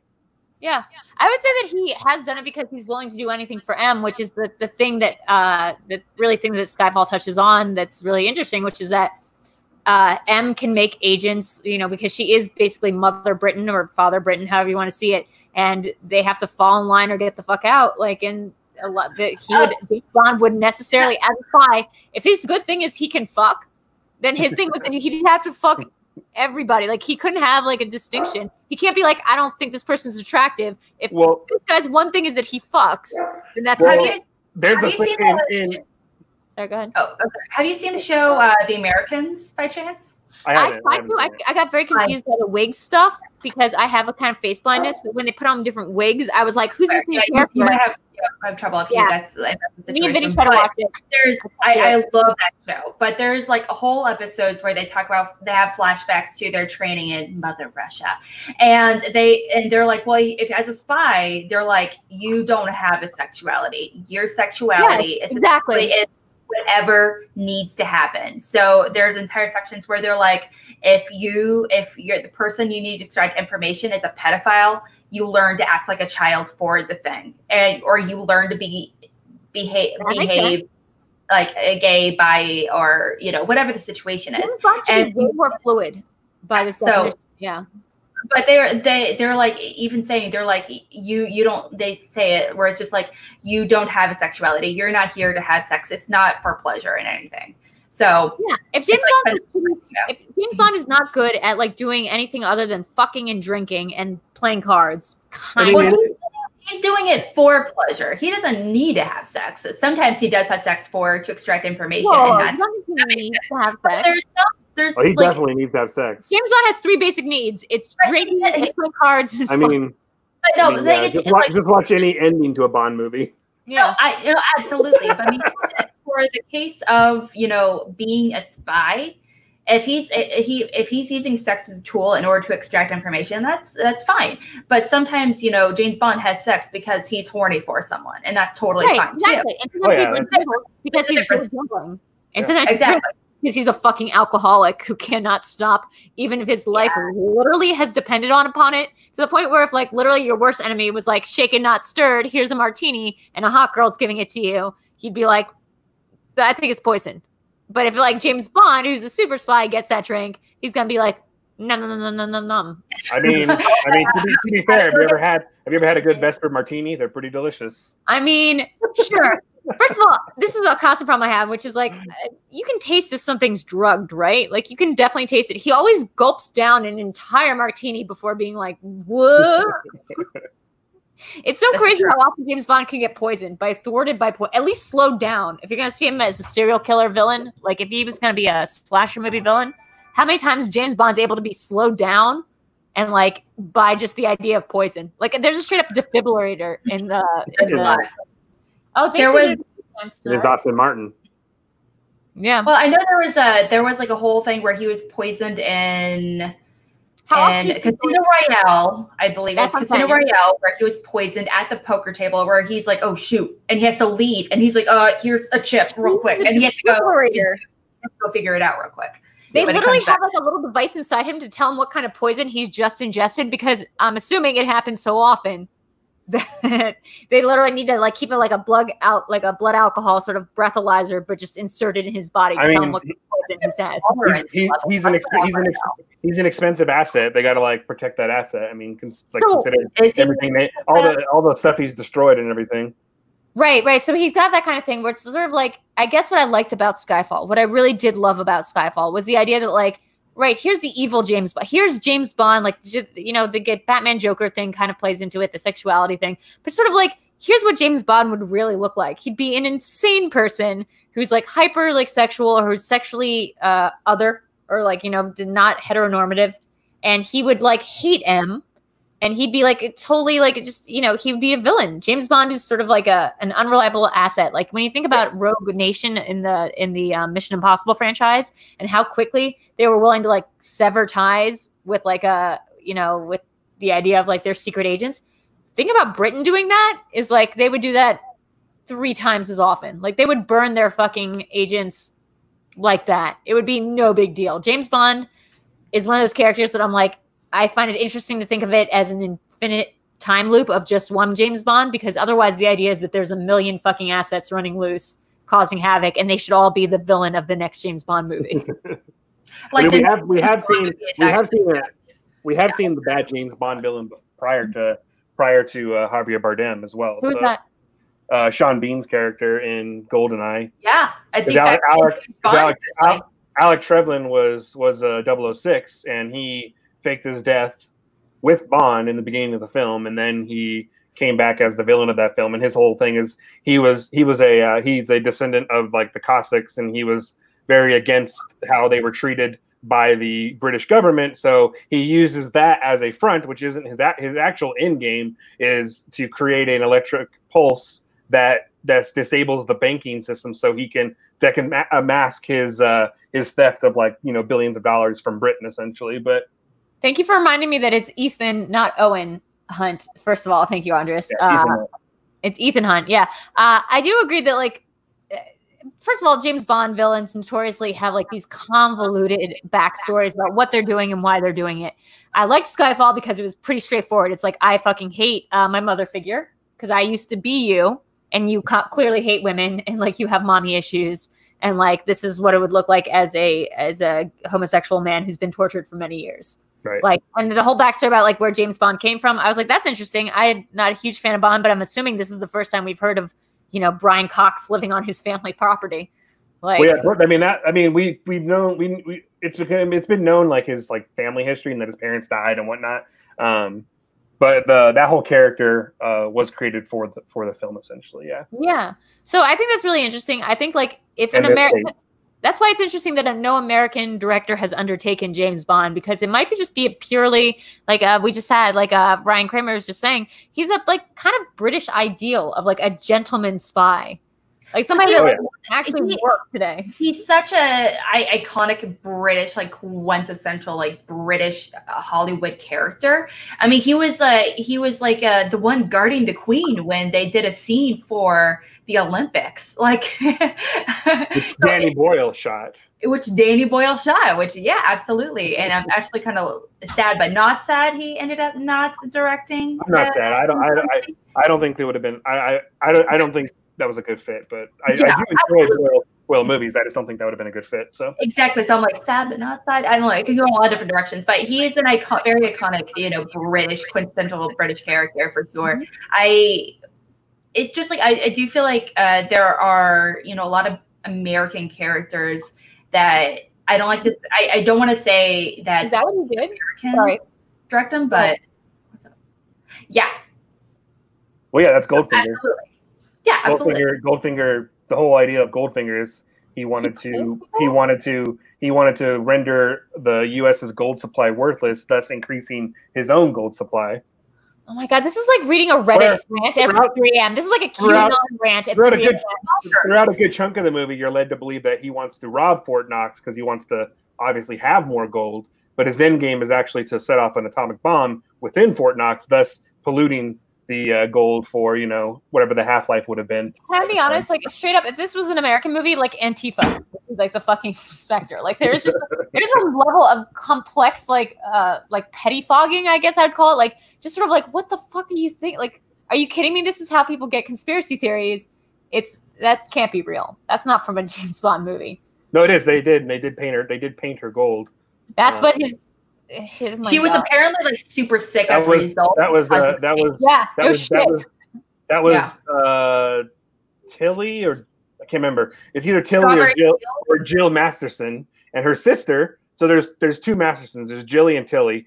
This is the one that James meets at the beginning of the movie when he swindles Goldfinger out of his game that he's playing by discovering she's the one that's helping him cheat, and then Bond sabotages that, and then afterwards sleeps with her, and then Goldfinger kills her as revenge on Bond. But then later on, her sister shows up in the movie and wants to take revenge on Goldfinger, and then she's killed by Oddjob.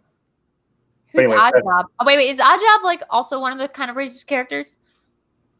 I mean, he's Korean. I'm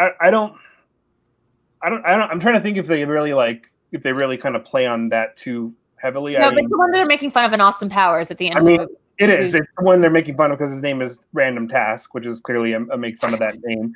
But I think Oddjob's a cool character. I mean, he's technically like mute. He doesn't talk. He's like a manservant, so there's that whole thing, I guess, because he's the part monkey. No. Seems like he could be. Seems like he might have been written in the original script. The guy who played him was like a bodybuilder, so the dude was like jacked, man.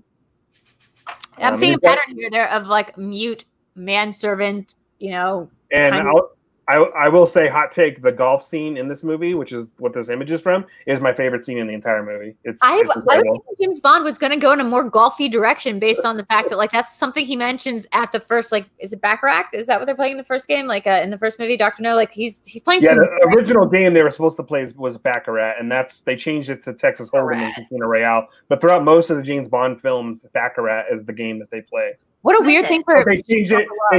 They changed it to Texas Hold'em because that at the time and still is a more well-known game, casino card game. So they changed Mads Mikkelsen would be great at. When I think of Mads Mikkelsen, I think of Texas Hold'em. But Baccarat has such great, like in the earlier films, there's such great like dialogue that happens because of the words that you say in Baccarat. Like, what do you say in Baccarat? Well, actually, not Baccarat. Chemin de la Fer is the game that they actually played. Chemin de la Fer is the original game. The French one. They say things like, du sweet banc, stuff like that. All these fun French words, which is great. How do you play Chenu? I have no idea. I've never really. I think I've learned it maybe once, but I've never played it, so I don't remember. I do want to ask Tim. Yeah. Let's get down to business and talk about some of the really important questions. If you were a henchman, what would be your weapon of choice? Ooh, great one. You can use a regular gun, you could use a hat, you could use a shoe. If you use a regular gun, you're cheating as a henchman. Yeah, you are kind of. You can use a dragon made out of diesel fuel. Like, get creative. I mean, I feel like I would probably just use. I feel like if I was like a good henchman, I'm thinking of like my favorite henchman to model this after. I would probably just use my own like level of and my own like abilities in terms of being an anti like spy or a spy for the other side. So I would say my weapon would be my brain, I guess, because I would use whatever I had. I feel like that makes you not a henchman. That makes you a fucking bad guy. No, because I feel like so my favorite henchman is actually Robert Shaw, which is from Russia with Love as Donald Grant, Red Grant. Yeah. And he is the henchman of that movie. He is not the villain. Yeah. Rosa Klebb is the villain. She's the one that's technically she's the Spectre higher up that is taking that is leading the charge essentially. And she's definitely like in the BS and Kronstein, but I just feel like, and I feel like Donald Grant is like, he doesn't really have a weapon of choice. I mean, he's using like his own kind of like abilities as an agent to kind of like be one step ahead of Bond every time. And he only kind of like, he ultimately, ends up, being defeated, but he really was ahead of him throughout the entire like film and could have taken him out at any point, really. And Alex, he mentions that. Alex, what would first of all, that brings up an interesting point that I'll get to in a second, which is I'll bring up right now, which is why, if you're James Bond, why not like the moment you get on like you touch ground on like a new place and you meet your source, you don't immediately after that source is giving you information shoot that source in the head, because 9 times out of 10 that source is like going to burn you. That guy is not good. That person you're meeting on the ground that they've had you like link up with is 10 out of 10 times. Sometimes a lot of the sources are great, and a lot of them have actual really sad deaths. Okay, so if they're not, so by the way, if you don't shoot them in the head, then you're doing them a disservice because their deaths are going to be super sad. So like put them out of their misery, like a dog going down, like that is. They have some. I can think of 2 that have really, really kind of like sad deaths, and they're horrible. Right? Yeah, unless you've known this person since you were a child, like i.e. Brian Cox, and even then, be careful. Like literally, burn your sources, people. Well, what about you, Drew? I would love to see you get creative with your. I want to say it would be my sexual wiles, but that would just makes me a Bond girl. So technically, I guess just what's a weapon of choice? I guess I would like something that's sort of I guess I would like something that's sort of saw trappy, like something that involves like a lot of Rube Goldberg-y things that I wouldn't technically absolutely be able to trip up like myself doing. I'm that kind of person who would set up a like, giant Rube Goldberg device of like a reverse bear trap that's triggered by something, triggered by sensors, and then forget that I need to also leave the room before I set it off. So I'd probably end up dying in my own reverse bear trap. I have to count myself out of any sort of Bond-like situation. Yeah. Yeah. Poison. Oh shit. Poison. I would just not drink, and I would fill everything with poison. It is the. You're like a real Soviet spy. They're big fans of poison. So I like know about dosing. Like you just put it in there and you just can it. Ricin and plutonium and tea, all that. Yeah. You literally just put anything in alcohol and make it poison. Clorox works. I would have to say I would go with personally an umbrella. Really? You got some sort of pop pot thing going on. Oh yeah, like it would probably have like a thing at the very end where it like turns into like it has like a knife or a small knife or something attached to it, There is an example of a real like incident, I believe, where a Soviet spy killed someone with there was like I believe it was like a ricin pellet or something poison was shot out of an umbrella into someone's leg, and they died. Breaking Bad. I completely winged it. Do we all know how to make ricin because of Breaking Bad? Castor beans. Castor beans, exactly. I love how everyone's now assuming that this means I'm going to burn my sources and like I don't know, tell Tim Franco every one of Tom's like weaknesses. No, of course I'm not going to do that. Tom's great in James Bond. That's not at all how it's going to go.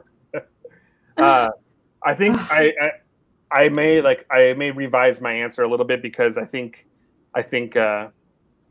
I think henchmen. One of the best things about henchmen is that they have some, obviously, sometimes with the villain too, but they have some type of physical quirk as well.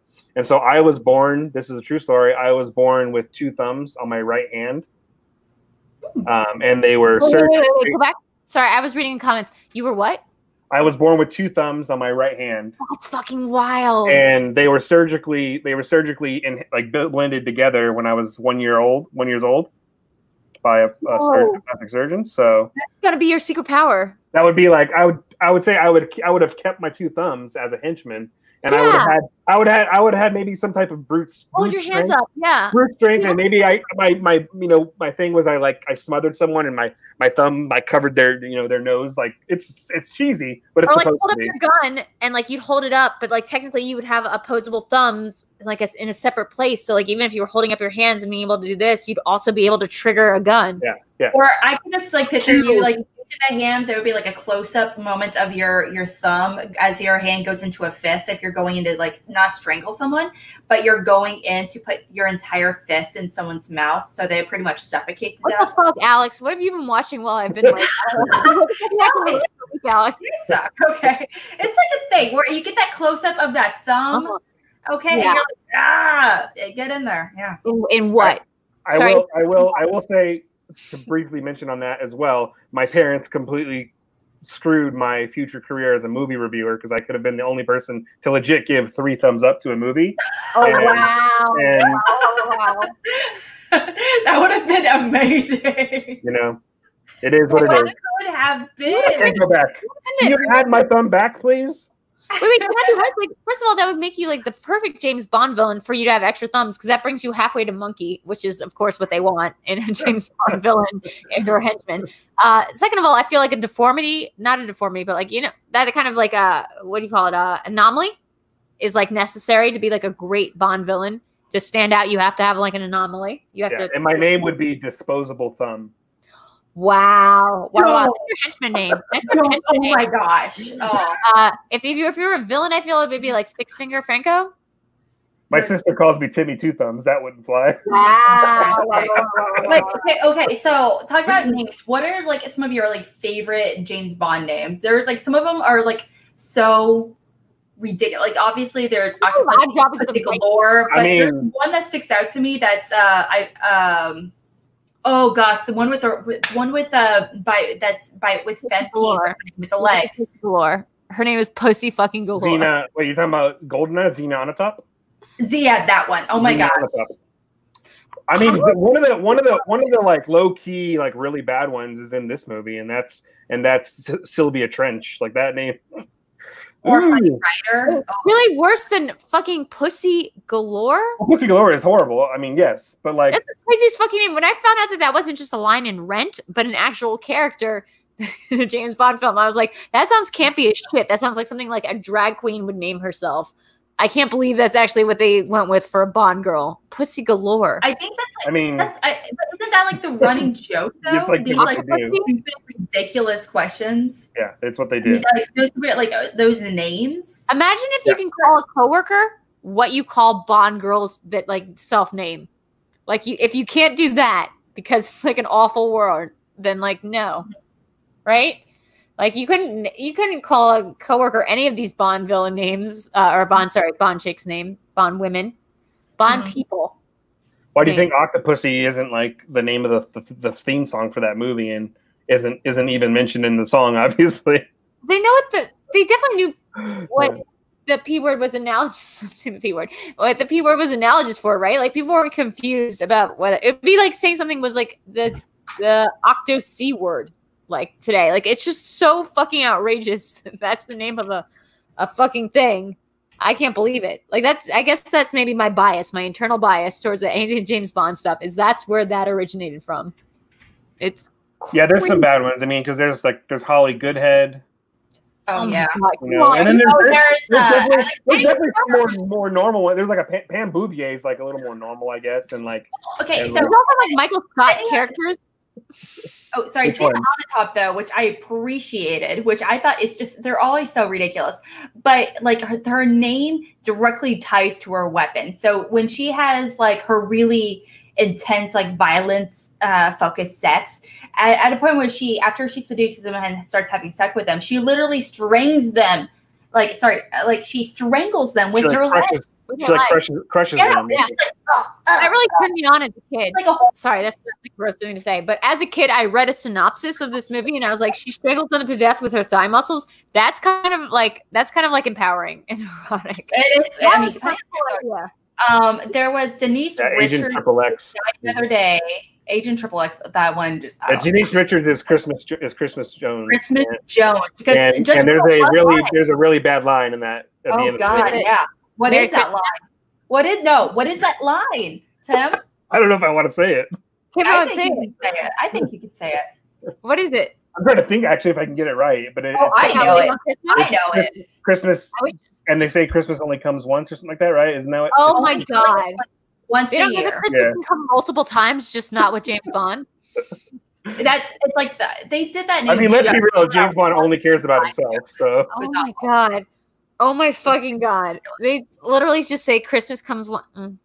She's also, she's also one of the worst. She's also a really bad Bond girl, Bond lady woman. Just because I don't know, she's just very horribly miscast, and like. Raise your hand if you just cannot wait to see what the fucking the Fleabag writer director can do with these characters. Like I cannot wait to see what Phoebe Waller-Bridge has to do with these fucking characters.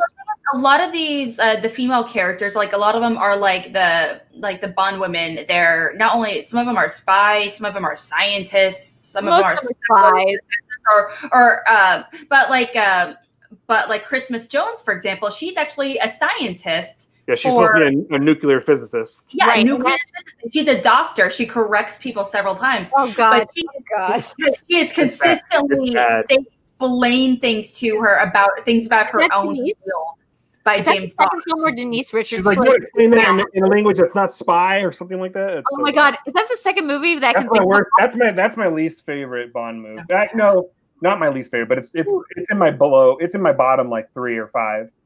But it has something about the 90s that we really thought Denise Richards could pull off a believable scientist, because I can think of at least like I think 2 or 3 more movies where Denise Richards was supposed to play like a believable nuclear scientist of some sort.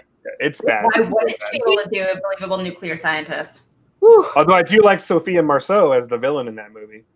I really love that. I really do. And I like Robert Carlyle as well. Is great in that movie. Ooh, I love him in that one. I would say if I were a henchman to a Bond villain, I would probably want to be with her. Right. So that brings up the great place, and we will we'll wrap this up eventually, but not soon. Has any Bond villain been a villainess? Like, has any Bond villain done a Killing Eve and turned out to be the big bad? I guess. Yeah, Sophia Marceau. Okay. Yeah. She starts the movie as like you think Bond is trying to work with her and help her, and it turns out that she essentially had Stockholm syndrome, and she fell in love with her captor who's this terrorist played by Robert Carlyle, but she's actually the mastermind behind everything. So she wants to. It's very similar to Goldfinger. She wants to pollute a massive oil supply in Istanbul, which would then increase the value of her oil supply. So she wants to detonate a nuclear sub using Robert Carlyle as her like ploy. And God damn it! And Bond takes it hard because he likes her. He's a tractor. He spent the movie. Yeah. They have a history. They have a history prior to the film as well. Oh, they do. Because he rescued her from her when she was held hostage by Robert Carlyle. Right. Is Robert Carlyle aware that she's a double or not double agent, that she's like she's above him, or she's an heiress. She's an heiress. She's a real big. You find out she's actually responsible for her father's death, and then she's working with Robert Carlyle, who was her captor many years prior, and she fell in love with him, and she works with him to basically take over her father's oil company, and then she wants to increase its value by detonating a submarine. She's shorting the stock. First of all, good plan. Second of all, sad it didn't work out for you, but like that's workable. At least that makes sense. I'm gonna tell you that all these sound like subreddits. Every James Bond villain's plan sounds like a fucking subreddit. Like, and they're all like very like do it for her. And like overly complicated for the most part. Overly complicated. Sounds like a conspiracy theory. Sounds like a misogynist conspiracy theory. Has like women as these. So like this is like eventually I'm expecting Hillary Clinton to show up as a Bond villain. And you'll see a lot of the schemes are very similar. I mean, there's back-to-back movies where it's literally the same scheme the villain has. So if Moonraker and The Spy Who Loved Me had the exact same villain scheme, the villain wants to destroy the world, but he wants to create a utopia of his own, like, perfectly picked out people. Essentially, it's just one wants to do it. One wants to do it below the ocean, and the other one wants to do it in space. So basically, they're like sort of the Justice League I guess the Legion of Doom. They just have like different methods of getting the same kind of thing. It's kind of also the Peacemaker. Peacemaker, where George Clooney. They're just European white megalomaniac men who have power and want to exploit the world. The George Soros of golden eye, finger, hand, whatever. I'm getting a theme here. That Ian Fleming did not. You're right. That Ian Fleming did not have very high regard for how women thought, that their women brain kept them so small that it kind of locked them in place. I am kind of interested in seeing one day what it looks like to have like a Killing Eve style villain, which sounds like there already was in one of these. I mean, I would love to see like maybe like Helen Mirren or like Tilda Swinton as like a Bond a villain. I think either of them would be good. I think Tilda Swinton would be fantastic. Yeah. So, but we'll see if that ever happens. I mean. Well, I think in order to be realistic, he'd have to fuck her first, which means that, like, Helen Mirren could still be in. What I'd love to see is J.K. Rowling's as a J.K. Rowling substitute, like Catherine Tate. Oh my God. Hear me out. We're going to get back. This actually goes to our next segment quite well, which is recasting. Mm-hmm. I would love to see Catherine Tate as a J.K. Rowling's-esque problematic author who James Bond needs to protect, who turns out to be the big bad of the entire series. Believe me in that. Like Catherine Tate as J.K. Rowling as the villain of James Bond film. Perfect? Perfect. That works. Yeah. Well, what about you, Alex? Do you think if you had to recast this movie today, and I know that they're doing, Rami Malek is going to be fucking fantastic whenever this movie comes out. Like, let's be real. James, any bad guy played by Rami Malek is fantastic. But totally. Who would you see as like a good James Bond? As a James Bond, I don't know, to be honest, because I would love to see a person of color, and I say person, not man of color. I would love to see a woman or a non-binary, tackle this character. The thing is, when it comes to the role of James Bond, I think when it comes to being a spy, if you are to be an effective spy, what do you need to be? You have to be able to blend in. You have to be able to walk into any social circle and be able to blend in effectively. The opposite of James Bond. Yes, I know, exactly. So with that in mind, I honestly, with that under that description, I honestly would love to see someone like Tilda Swinton because she can literally be anyone. Oh my God. Literally playing opposite sides of a James Bond movie is like definitely spy versus spy. Yeah. But also kill it. Stop for a minute and think about Alex's genius here. Tilda Swinton as James Bond. Yeah. Fuck. I'm just saying, I'm brilliant, guys. That blows my fucking mind. I'd also recently, like, there's been like, I've heard some people like on social talk about it, and it's kind of got me on board the train with like Henry Golding possibly playing James Bond. I like that pick. I love that idea. Back from Crazy Rich Asians, Henry Golding? Yeah, Crazy Rich Asians. Yeah. Oh, he's beautiful. Yeah. You mean The Last Christmas's Henry Golding? You know what? He's beautiful in that too. How dare you? Okay. Another person. NerdChronic guessed the ending of that movie 5 minutes in, and I was like, "Wait, what? What do you think? What?" I was also fully on board like the Idris Elba like train of being James Bond, but now I just think he's too old. But I would have loved to have seen him play James Bond for sure. Yeah. Do you think he could have like a Richard I can't pronounce his last name. Iowa from like IT Crowd? Yeah. I thought he wasn't a James Bond movie. He could play. I think he could play like a Q character. That's what I'm saying. Q. Yeah, Sorry. Yeah. I think he could do a Q character. I would cast Tom Ellis as Bond. nails the chairman in Lucifer, and I would love to see him on the silver screen. I agree to an extent. Tom Ellis. Okay, so I've actually never seen Lucifer. It's something I still need to watch. That's one of the not my Tom. Let me see if I can pull it up real quickly. I am not my Tom hashtag. I'm not a huge fan of this idea because not only he is beautiful, he is absolutely stunning. However, he's just Lucifer. If you're confused, he's just Lucifer. It's just Lucifer dude playing Lucifer. Can you bring it up, Drew? I mean, I looked at my other computer. Let me. Yeah, but I mean, for anyone in the chat, they don't know. You know, it's this guy. He's like, yeah, he plays him, or he plays Lucifer and Lucifer, as well as Michael, you know, and the newer ones. But I think he's stunning. He's beautiful. He is a little older, but that's never really been an issue for.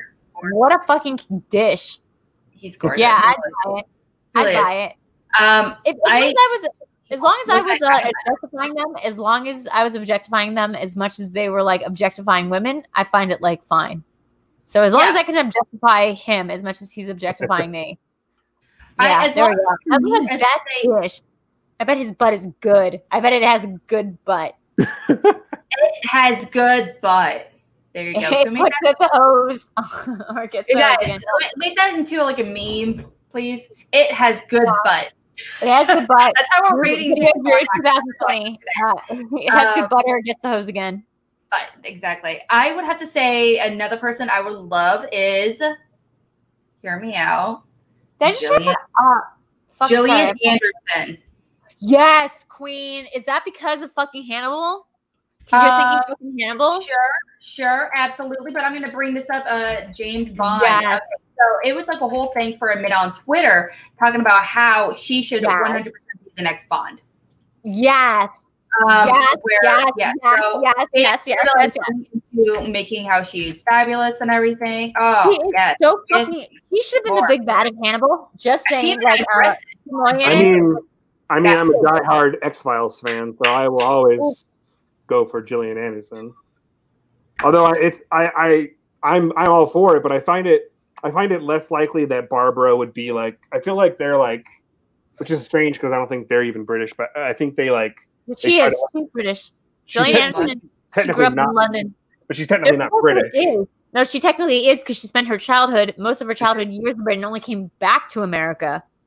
I don't mean like specific to England, because obviously all the James Bonds aren't British technically. They're all like they can there's Welsh, there's Scottish, there's Irish, there's Australian, and then there's two Brits. So. But she's technically British. Gillian Anderson, I think. She's more British than she is American, which is the sex education argument. Well, I mean, the thing is, but does she identify as British? Does she have British citizenship? Yeah, well, yeah, she does have British. And I mean, I'm not saying I'm against it.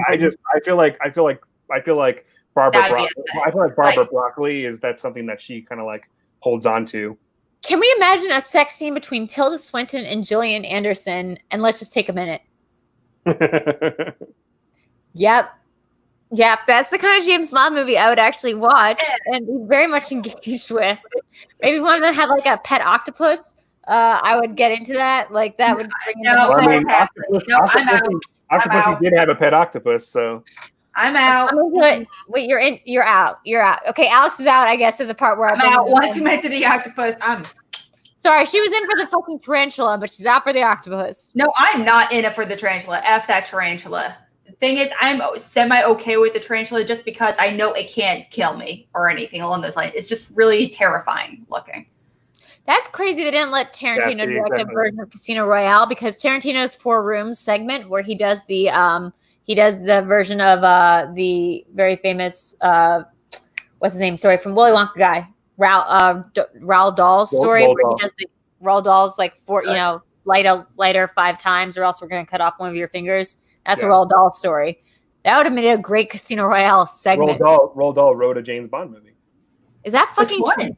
For real? Roald Dahl wrote You Only Live Twice, and Ian Fleming, they did like a swap. And I think Ian Fleming was involved with Chitty Chitty Bang Bang or something like that, which was a Roald Dahl book. There's some relationship there that I'm misremembering, but yeah. Sorry, But Roald Dahl did write the screenplay, I believe, for You Only Live Twice.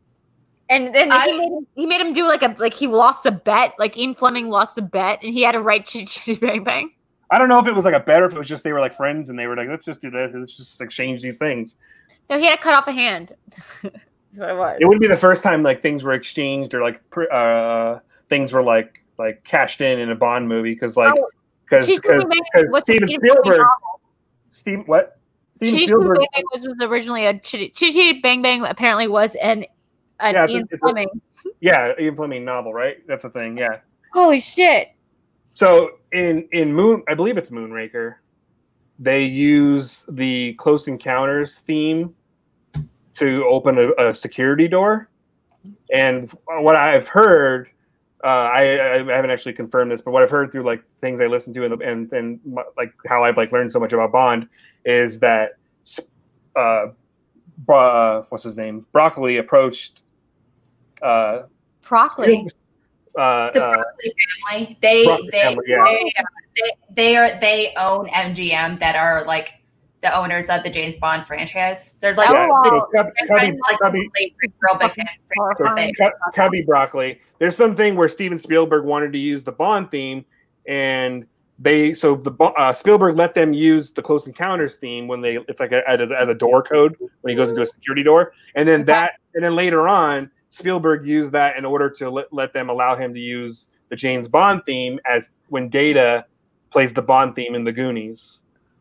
Data from Star Trek? No, sorry, the other Data. Data in The Goonies. Yeah, when he goes over to Mikey's house in the beginning and he goes like Brent Spider. The Bond theme is playing during that part. But yeah, Cubby Broccoli was the patriarch of the Broccoli. It's very ironic that somebody who's named Toby Broccoli got in charge of the fucking James Bond estate because that sounds like the worst James Bond henchman. Toby Broccoli? Toby Broccoli? Cubby. Broccoli. Oh, sorry, that's better. Cubby was his like nickname. I can't remember Charles or I don't remember what his actual full name was. Fuck, that sounds like a fucking straight up like Chubby Rain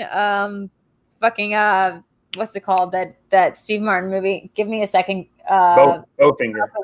Let's say it sounds like a fucking James Bond movie. My parents' favorite film of all time, Bowfinger. That movie's great. Movie's fucking fantastic. Bowfinger, top-notch film. Which one is that? Is the one Steve Martin has Bill Murray? No, it's got Eddie Murphy. Eddie Murphy playing his own brother, which was like predating. And Heather Graham, right? Heather Graham's in it. I'm thinking of that like random bowling movie. Are you thinking of Kingpin? Kingpin. By the Farley brothers. Yeah, Kingpin is with Bill Murray and Woody Harrelson. Based on a true story, I believe. John Turturro. I believe it is. Like, yeah, it is. There's some fucked up shit going. It seems like it should be maybe a Coen Brothers film, but it's not. It just has half of Coen Brothers cast and is by the Farley brothers. So by the way, guys, we're going to be doing a very end thing, which is, does it hold up? I guess I'm just asking this about James Bond in general. Does it hold up? I guess it has to. By definition of James Bond, we're adapting it. I mean does its like portrayal of a lot of things and treatment of women? Really does it? It didn't really ever hold up. In the white casting as well. Yeah, for people of color, obviously. Maybe let's just start with Dr. No. Does Dr. No? I think Dr. No holds up more than a lot of other Bond movies. I think so. It was the first one, so they weren't really exploiting a lot of those terrible things that are so prevalent in a lot of James Bond movies. So having the woman show up 2/3 into the film, I feel like is like less exploitative than making it like the big Bond girl, quote unquote. I feel like that's less exploitative. Like just having it in a character that just shows up on a shore randomly, like collecting seashells, 2/3 of the way into the film after the whole spider thing. So yeah, that's a solid 3-point Bond question. What was Honey collecting when she meets James Bond? Seashells. It was seashells. And she's like, this one is $50 in Miami. Conch. It's a conch. I would say, wasn't it conch shells? Conch shells? Yeah, they're conch shells. Same thing as like a fucking Lord of the Flies. It's a conch. Conch. Which is delicious. I've had it before. Yeah. Conch is yummy. Tell me more about the name of the island, which is like a soft crab island or something like that. Crab key. Crab key. Crab what? Crab. Sounds like something you get at fucking Sizzler. Can I get the crab key, please? It's tonight's special, right? Got it. Perfect. Okay. I'll take 3. Can I have the crab quiche, please? Yeah, exactly. Can I tell you something? I've been to Jamaica. I love crab in my quiche. I've been to Jamaica more times than someone like me should have been to Jamaica. Like, I'll just be honest about it. I've been to Jamaica like 3 times, which is 3 too many times that someone like me should have been to Jamaica. And I found Ian Fleming lived there, you know. That makes sense. I bet he lived like in Round Hill, like around like. His estate's still there. It's like a hotel now. And it's really expensive, but it's called the Golden Eye Estate. So the movie Golden Eye was named after his estate. But yeah, that's where he did like all of his writing, and there's like a golden typewriter there because he was a maniac and had a golden typewriter. He's a fucking crazy person, but. Yeah, I was gonna say a lot of these writers, they got a lot of white. What were they calling in that SNL sketch? White male rage. White male. They got a lot of white male rage. Like if there's any group that really, really needs to get their rage out there in the world, is the white middle-aged man. Joker was about white male rage. They really deserve it. They do. They need to have their voices heard, guys, more than anyone else right now. I do feel like they did Quarrel dirty though in this film. I do think they did Quarrel so fucking dirty in this film. The fact that he dies sort of not. By the way, I forgot to mention that I almost put a highlighter on my eye. His son comes back in a later film. Does he? Yeah, Quarrel Jr. Oh. Quarrel That's Jr. great. is a helper in a later film when he has to come back to. He's actually in Live and Let Die. He's. I assumed that Quarrel was Q, and that's the way they like fucking did him proper. Was the Quarrel becomes the Q? Like that's who Q is. Is that he's the helper? You'd like to think that, but I don't think that's the case. No, that makes sense that that's not. That's how, yeah, that's how you can like. That's how I thought it was the guy from the IT crowd, but it's not. It's John Cleese. Desmond Llewellyn.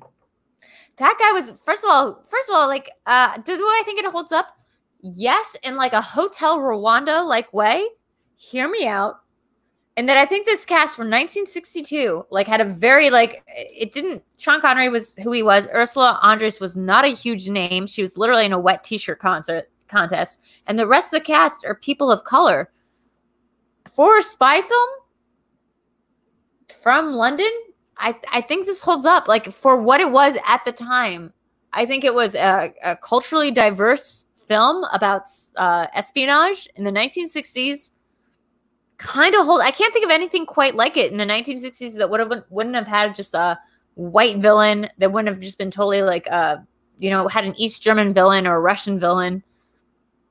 I think it does kind of hold up. I don't like it. I just think it holds up. Yeah. I mean, like plot wise, I do agree. Mm-hmm. I definitely agree. I can't really. There's a lot of.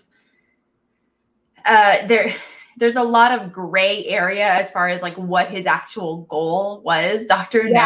Really, but the point is not. Yeah, we get radio wave. Yeah, but at the same time, the focus is really on James Bond, the exploration of the real introduction of his character, who he is, and we're just trying to get a feel of him.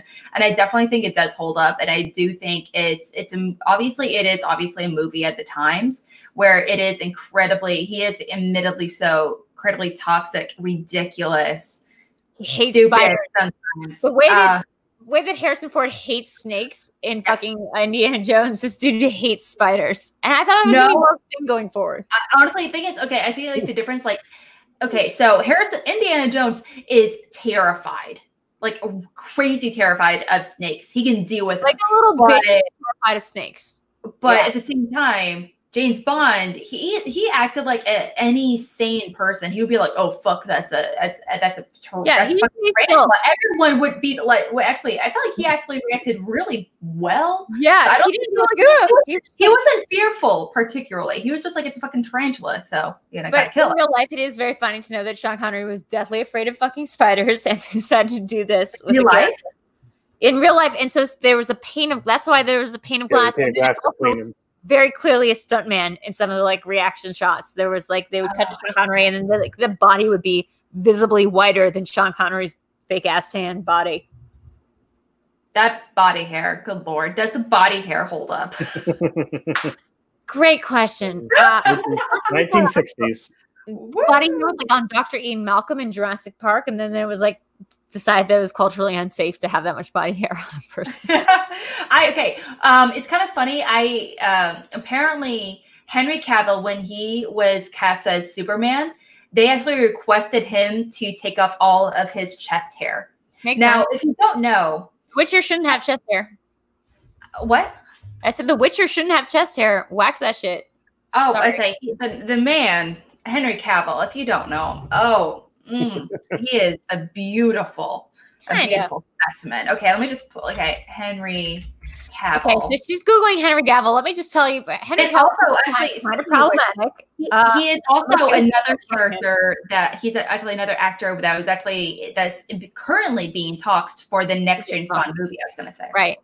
I would like to see that as the James Bond movie where he gets I don't know, cucked or something. Like I would buy that. Like James like him as like the cucked James Bond. Yeah. I'd buy that. Like, the way he was in Mission Impossible was kind of the cucked James Bond to begin with. Like him against Ethan was him playing D&D apparently. Like him doing the fisticuffs move is like the most jiffable thing about that film. Oh, little baby one. Shit. So I love him. Just hard stop. I loved him. It's really pretty. Thing is, okay, so he also said that he didn't believe that he didn't believe in fucking Time's Up because he didn't believe that it was cool for it to not be okay to hug women on set anymore because like what's wrong with hugging women on set? Kind of an issue. If Henry big thing with Time's Up is that he didn't think it was okay to he's like, what? So leading men can't hug their fucking makeup actress, like makeup artist on set?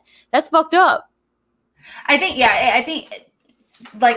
think something need to be clarified to them where it's like, no, you can't hug them if they say, no, I'm uncomfortable. He said, Google right now, I'll watch you Google Henry Cavill Time's Up because he says a lot of things about it. No, problematic. I believe 100%. I just feel like he needed some additional clarification.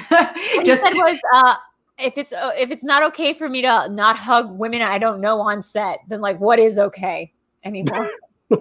Then is anything safe? If I'm Henry Cavill and I can't just hug my makeup artist uncomfortably close, like what is okay? It was like Loki, like okay, John Lasseter. Yeah. Okay. However, though, going back to Superman, when he was cast as Superman, he was told that he needs to shave off all of his chest hair.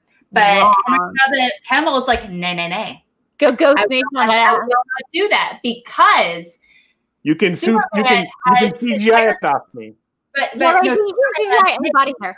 One fun thing about Cavill, has body hair. In the comics, Superman has body hair, chest hair, all up in here. And he referenced. Okay, let me see if I can find it. First of all, Henry Cavill famously has a CGI-able mustache. Yeah. Like if you can CGI the mustache, you can CGI any amount of body hair. That's what I'm saying. You just remove it from him. And honestly, I feel like CGI body hair would look better than that CGI face. That mustache was so bad. It was so bad, but I feel like they should. He made a better Wolverine. I mean, the only thing that could go wrong, I think of, is they accidentally erase his nipples, and yeah, that would be weird. But still better than accidentally hugging a fucking makeup artist, and you're like, "What? I can't do that? What? That's wrong now?" Yeah. If I can't uncomfortably hold a woman close to me because I'm Henry Cavill, then what's the fucking point of being Henry Cavill? I'm not gonna lie. I still think he is like until I get some confirmation. I honestly think he's gay. I do. He can get it though. He has to be like tied up in that situation where he can get it. He's problematic AF. So is Sean Connery. So is a lot of the Bond people. I would buy him as James Bond. Mm-hmm. But under that, absolutely. Oh yeah, Sean Connery is a piece of trash. Piece of human garbage. Horrible person. And Roger Moore. I think Roger Moore overall was pretty. I mean, I think he was actually beat by his wife. But yeah. well, that's really every movie was the fucking situations. Yeah. There was So in that case, Tim, who would you love to see recast as Bond? in the near future after Daniel. Tilda's so good. I mean, I do like the idea. Well, I do like the idea of Tilda. I think, but I also like the idea of Tilda as like the villain as well, because I feel like, I mean, it's kind of typecast. She plays like a villainous role a lot in films, so or in like, so I think that might be, you know, kind of like pigeonholing her a little bit. But the dog's freaking out. Toni Collette as Bond and Tilda as the villain. That'd be good. That'd be good. I do like the Henry Golding, like I said earlier. I think Richard Madden is potentially a good choice. Henry Golding is very good. Richard Madden just feels young. I know I put him for last week. Dinklage. Dinklage is James Bond. Dinklage would be interesting. I think, and I wouldn't hate it. I would fucking be so down for that. I love Dinklage. And plus, he could pull it off. Then you believe why James Bond has to be. I mean, you already know he's got that suave because of his Game of Thrones character. That fucking swagger is the thing about like fucking Dinklage. And you would believe that that's like, instead of just James Bond being like a fucking British hot guy who's able to like fucking lay women, you're like, no. This is a special skill that makes him like, you know, that makes him able to blend in crowds when he shouldn't be able to blend into crowds. Like, it would be interesting. There's an interesting link as well, because so Nick Nack on my shirt was a henchman, and he was a little person played by Hervé Villachez. Oh my god! The guy from Pleasure Island, or whatever. The guy from Fantasy Island, but Peter Dinklage played him in the biopic. That's right. The thing they did on Henry Cavill. Just saying, Henry Cavill was in that movie. No, wait, no, it wasn't Henry Cavill. It was what's his face from 50 Shades of Grey. Oh, that other one. Jamie Dornan. Jamie Dornan. Yeah, that's the D. Dornan. I have to say, not Jamie Bell, the other Jamie. Jamie Dornan. Yeah. Jamie. Yeah, not to go too off track, but remember when it was supposed to be the guy from Sons of Anarchy, and that would have been a way better 50 Shades movie because it was going to be that guy from supposed to be what's his name? Yeah, the dude from Channing. No, I just forgot his freaking name. He looks like a Charlie Hunnam. Charlie Hunnam. Yeah, he was in not Red Tides, but the other one. Green Street Hooligans. Yeah. He would have made a great. Anyway, that's a recasting of something else. Now people are going to get mad at me because I'm stealing another bit. Let's just say, though, that first of all, there's drinking no things. Yeah, we just drink it. Man, I have so many good Game of Thrones shirts I don't have us currently on. I don't have currently. I think Peter Dinklage he's like, I think he would be the most like successful James Bond, because he's like, you believe that he's like super, super highly intelligent and like could pull off a lot of these schemes to be ahead of the game, essentially. Right. And if you're going to believe that James Bond is able to like be a super spy, the idea that Peter Dinklage being a super spy would be literally the logic that you need to leap. Like, this person can blend into a crowd and literally not be recognized by anybody except the villains. Like, you would need to believe that they're smooth at the level of like a pickup artist, like doing some sort of magic on you is smooth. Like literally would have to be Peter Dinklage. I'm going to go with that. Okay, my big hang up with Peter Dinklage, because I think he's amazing. I've never seen him in a world. I've seen him in a movie I don't like. I think he's fantastic. Agent. Thing is, my issue is that it would almost be. I wouldn't want it to be tokenism, and I wouldn't want. Obviously, that wouldn't be the case. It would be more like. Less tokenism than a black or woman James Bond. Like, I feel like you would have to, it would be a plot, like a whole thing that he is. Still a white dude, James Bond. Yeah, sure. Absolutely. Not only that, but it would be like a whole thing where it's just like, where it becomes like almost the focus of the movie, where maybe the villain makes fun of him for being, instead of it being like Donald Glover, like as James Bond, or Donald Glover as Spider-Man, like, you know. Yeah, like a joke about it. I wouldn't want that to be the case. Right. You know?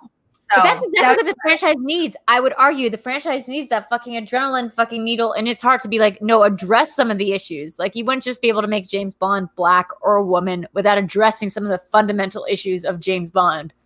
Mm-hmm. You would need to, like, the stepping stone, so to speak, in this situation would be Peter Dinklage being like an obvious he's white, he's cisgen, but he's still to a certain extent and other. I would say that like that's kind of what the franchise needs before it begins like doing like Idris Elba. Idris Elba has also been very vocal about how he doesn't even want to be considered anymore for the terrible James Bond. Like, he's Luther. He's already like better than James Bond. He's fucking Sherlock. He's been vocal about it before. He went through the audition and process and everything before, but people tore him to shreds on the social media. Really? Yeah, they tore him to shreds. Of course, you think the Bond fan, a lot of the Bond fans are good people. You're telling me they're problematic? AF? It was really bad. It was like really awful for him, and as a result, he was just like, "Fuck it, I don't even want to be considered anymore." If it was the office, it was Charles Miner. It was also causing issues for him with booking more projects in the future because that was the only thing Miner, I already know her about for a while. Wait, is his office character named after James Bond? Because his name is Charles Miner is not. Maybe I'm trying to overthink this a little bit, but it seems kind of like the least believable character in The Office would be James Bond, which is Charles Miner. Charles Miner. Maybe. I'm just saying that character seems so out of step with the rest of The Office, and he exists in a separate reality, and it might be a James Bond reality that Idris Elba is just James Bond stuck in Scranton, Pennsylvania. The Office already had James Bond. It was Michael Scarn. That's what I'm saying, and that kind of thing. Well, when they brought him on because like The Office was like, not The Office, The Wire was just ending, and they were like super into The Wire. That's why Holly is Holly and not somebody who was not on The Wire. Yeah, I kind of buy it. I kind of buy that I just got looped around into this being an Office level thing where Idris Elba did play James Bond. It was just on The Office, and nobody liked him because that's not what the story was technically about. Jim Halpert hates James Bond. I mean, he came from Sanacoy Steel, so that sounds like a cover-up for sure. Yeah, right. That sounds. You know what that sounds like to me? Remington Steel. Remington Steel. Remington Steel. There you go. That sounds exactly like Remington Steel to me. I definitely agree with Ryan Payne here. Well, Idris Elba is way beyond Bond at this point, which I agree. He has an incredible career in projects he wants to get off the ground. He wouldn't have time to commit to play Bond. Now, obviously, being part of the Bond franchise is a huge deal. Yeah, but I do feel like you're right. And in the past, they've very purposefully have actors that are not big actors. Maybe they're more known for indie films. Yeah, there's not like that's all their qualifications have to be. Yeah. White dude in Britain, or can it believably do British accent? Not even for fucking Connery.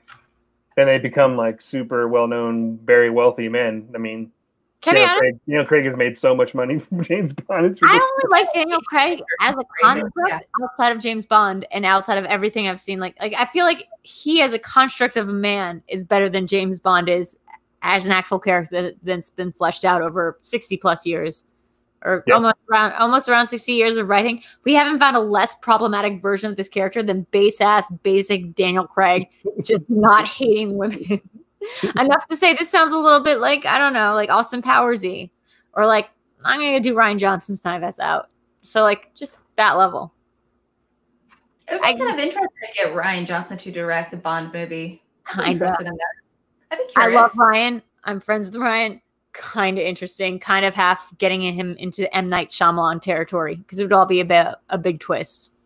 And it would kind of also he's already obviously had a bad experience with a big franchise, and I don't know if you need that again.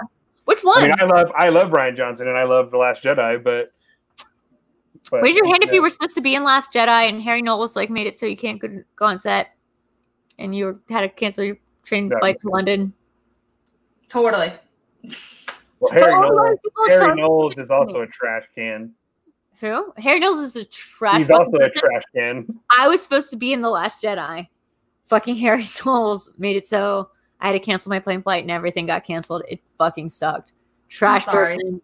It's okay. Why, was he the one that was he like? Were you being sent by something he was affiliated with? I guess. No, Ryan was sending me, but then Ryan invited Harry Knowles.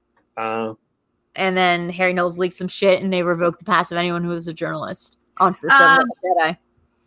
Anyway, this has been an over 2-hour podcast. That's true. Ryan, I do want to mention the actor from Outlander. His name is Sam Heughan. He is a Scottish actor. He's a redhead. Yeah. Oh, and my ex used to work for him.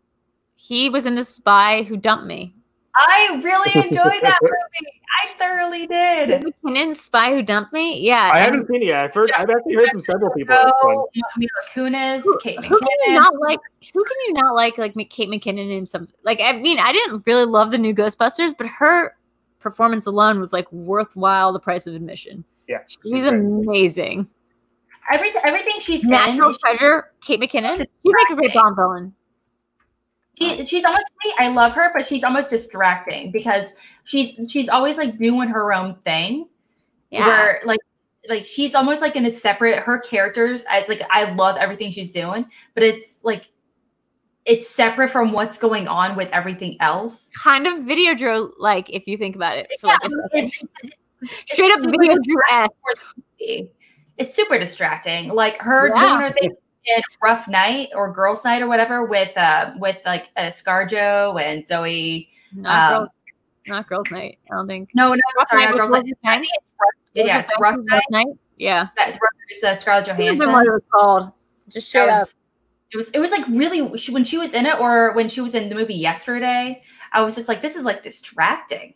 Honestly, she's doing her weird. Oh, best Bond villain would be Elizabeth Banks. Straight up, if you had Elizabeth Banks as your Bond villain, because she would be the right amount of zany, or like Bond villain / hench / Bond girl. She would be the right amount of zany. She's too funny, but she's also hot as shit. Sure, absolutely. But the movie was called Rough Night somehow. Somehow we left Rough Night, the fucking comedy, come out in 2017. That was after Louis C.K. We're still gonna name a movie. Like her character in 40-Year-Old Virgin. Mm-hmm. Dude, What Hot American Summer? She was the chick who ate the burger. Oh, What Hot American Summer? Yeah, that's so good. I peed myself laughing in that movie. I love that movie. So guys, by the way, I am gonna start shutting this down because we are over the 2-hour mark. I do want to say thank you to Tim for coming out here tonight and joining us last second, even though we were like kind of just dogging you about it. So thank you. Well, I had something I was doing, and then I got home, and I was like, "Well, I'll jump in and at least participate in the chat." Yeah. No, you want to start commenting. I couldn't not mention the fact that you were supposed to be a special guest. So I do thank you, and everyone in the chat should thank Tim Franco for showing up. So we do have this thing that we want to talk about, which is we do have people on now for Cinema Bias, and as you can tell, it's a really fun show where we get to talk about your favorite movies a little bit while we sort of absorb. It's a Patreon tier. So if you go to patreon.com/VideoDrew, you can sign up and you can give us a list of 4 or 5 movies. If it's something me or Alex hasn't seen, we can go over it because our tastes are howlingly different. They are very different. This movie started out Videodrome versus Josie and the Pussycats. With that being said, though, Tim, you're as an unofficial guest. You're kind of, since you hopped on last minute, since we pretty much forced you to. Is there any movie that you would love to dive into, or you would love to see us dive into? Oh shit, that's a NerdChronic question. Well, I can champion my favorite movie of all time. What is it? Which is Pee-wee's Big Adventure. Great film. I have never seen it. There you go. Fuck, man. Sorry. Which I've also been waiting. I know I'm not a part of your Patreon, but if you can get a Pee Wee Herman quiz going for your NerdChronic quizzes, we were actually scheduled to do that on the week of the 28th, actually, and so just want to let you know. Well, speaking of, we do want to announce what's next, and next week's movie is, I think we just decided, Pee Wee's fucking Herman. What the fuck, Alex? I don't want to watch that. I have no desire to watch that one. It's a great movie. Pee-wee's character, I've seen scenes from it, and it makes me gag. It's frustrating to me. I have a hard time watching it. I can't stand the show. How can you go wrong? How can you go wrong with Tim Burton's technically first directed film? A script written by Phil Hartman. Who's that? Oh, good. Phil Hartman. Oh my god. I don't know script writers. He's not a script writer. He's an actor. He's a comedian. Oh, okay. Well, okay. Hold on. I'm better with faces. Did you ever watch Spin City or anything like that? He was in that. You never watched Saturday Night Live? Yeah, Saturday Night Live. He was in Saturday Night Live. He was a regular on Saturday Night Live. Which season? You ever seen Jingle All the Way? Jingle All the Way? God, no, I hate Jingle All the Way. Okay. Have you seen House Guests with Sinbad? Jingle All the Way makes me gives me. You know, on the Simpsons. He's the creepy neighbor in Jingle All the Way. Okay, I remember that one. Okay, so Jingle All the Way gives me so much anxiety. Okay, fuck. You know what? I can't do it. You know what? I love Jingle All the Way. Out that week. I will skip out that week if you don't. Sorry, All the Way. that brings us to an SK segment, which is Eric and I are doing Christmas in July for the rest of the VideoChronic quizzes this month. And that's going to be Christmas in July movies. I think we're going to start out now tomorrow on Jingle All the Way. I'll be down. Okay, you down for some? Sorry, not tomorrow. Thursdays. Shit. Yeah, but Jingle All the Way, yeah, for sure. Okay, Eric, that's what we're doing. I love Jingle All the Way. Quiz. I know. I absolutely know as a 100% person that you have that quiz, Jingle All the Way. I will not be partaking, but I will be administering. So, guys, me and Alex need to talk. I know there's another movie that I accidentally saw thinking it was for Cinema Bias episode that had not been scheduled yet. I have now seen Warrior. It was very upsetting. It's on Twitch somewhere. Don't go into it too much. So I know that we're going to be doing that at some point. So probably now it's going to be either between Pee-wee or the fact that I had to see Warrior. I'm going to say those are the two ones. But otherwise, guys, thank you for joining us on a Cinema Bias tonight. I keep forgetting it is almost Tuesday. It seems way later. Tim, I'm going to start with you and say where you're from, and then we'll go back up counterclockwise. I'm really only on Twitter. Really, I have Instagram, but it's kind of more just personal. I don't really add people I don't know, since I'm not really that much of a personality in the space. Well, you will be once you play my henchman. Once I play more than once every 2 years, which has kind of been my thing. So once you play my Tom. You're Tom, who's 0-0 in singles, right? Yeah, 0-0-0. No, wait. No, he's never played singles. He's never played singles. That's why this match was allowed. It'll be fun. I'm excited. When I found out who I was playing, I was really, really excited. But you can find me on Twitter at tfranco84, I believe. I'm on there. I tweet random garbage and retweet, stuff. Nothing really important. But if you want to come listen in and hang out, that's fine. And every now and then I'm on I show up on the PJ Campbell network sometimes on things. You can see me on there. And of course in the Schmoedown. So there will be a Bond exhibition match in the Schmoedown at some point between myself. For real? Between myself, it's already been filmed. It's between myself, Kalinowski, and Brad Gilmore. But that is a Patreon exclusive. Shit. So make sure you join the Schmoedown Patreon and you can see that when they do release it. But it hasn't been released yet. You shut up. You shut up. You shut up. Tim is opposite Tom, so don't say any more words. Alex, where can we find you? There. On Twitter at RealAlexMac. Also, I am one of the hosts at a Call to Action podcast, so definitely give us a check out. We really kind of dive into all things Schmoedown. We do reactions, match breakdowns.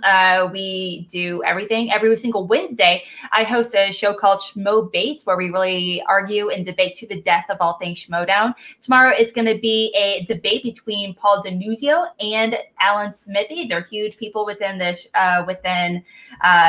the Action Army, the generals, and all that good stuff. It's actually going to be all the questions are going to be themed behind the Star Wars tournament. So it's going to be that Star Wars tournament was fucking fire. Yeah, it was great. Fire. Oh my gosh. The questions, just saying I don't like Star Wars, and I love Star Wars, but I don't memorize Star Wars like those nerds, and it was still the most fire tournament. It was insane.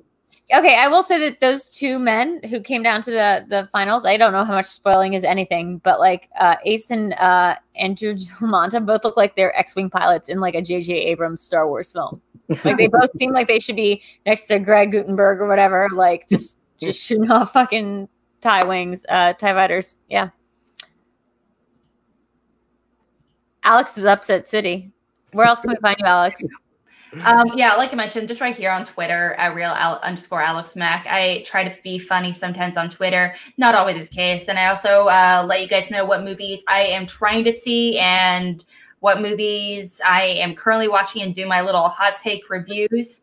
Also, my most recent hot take review was of The Last Witch Hunter with Michael Caine and Michael Caine, Elijah Wood, and Vin Diesel. It's like a supernatural action adventure. And last thing about James Bond is Michael Caine got Sean Connery into acting. Thank you, Michael. There you go.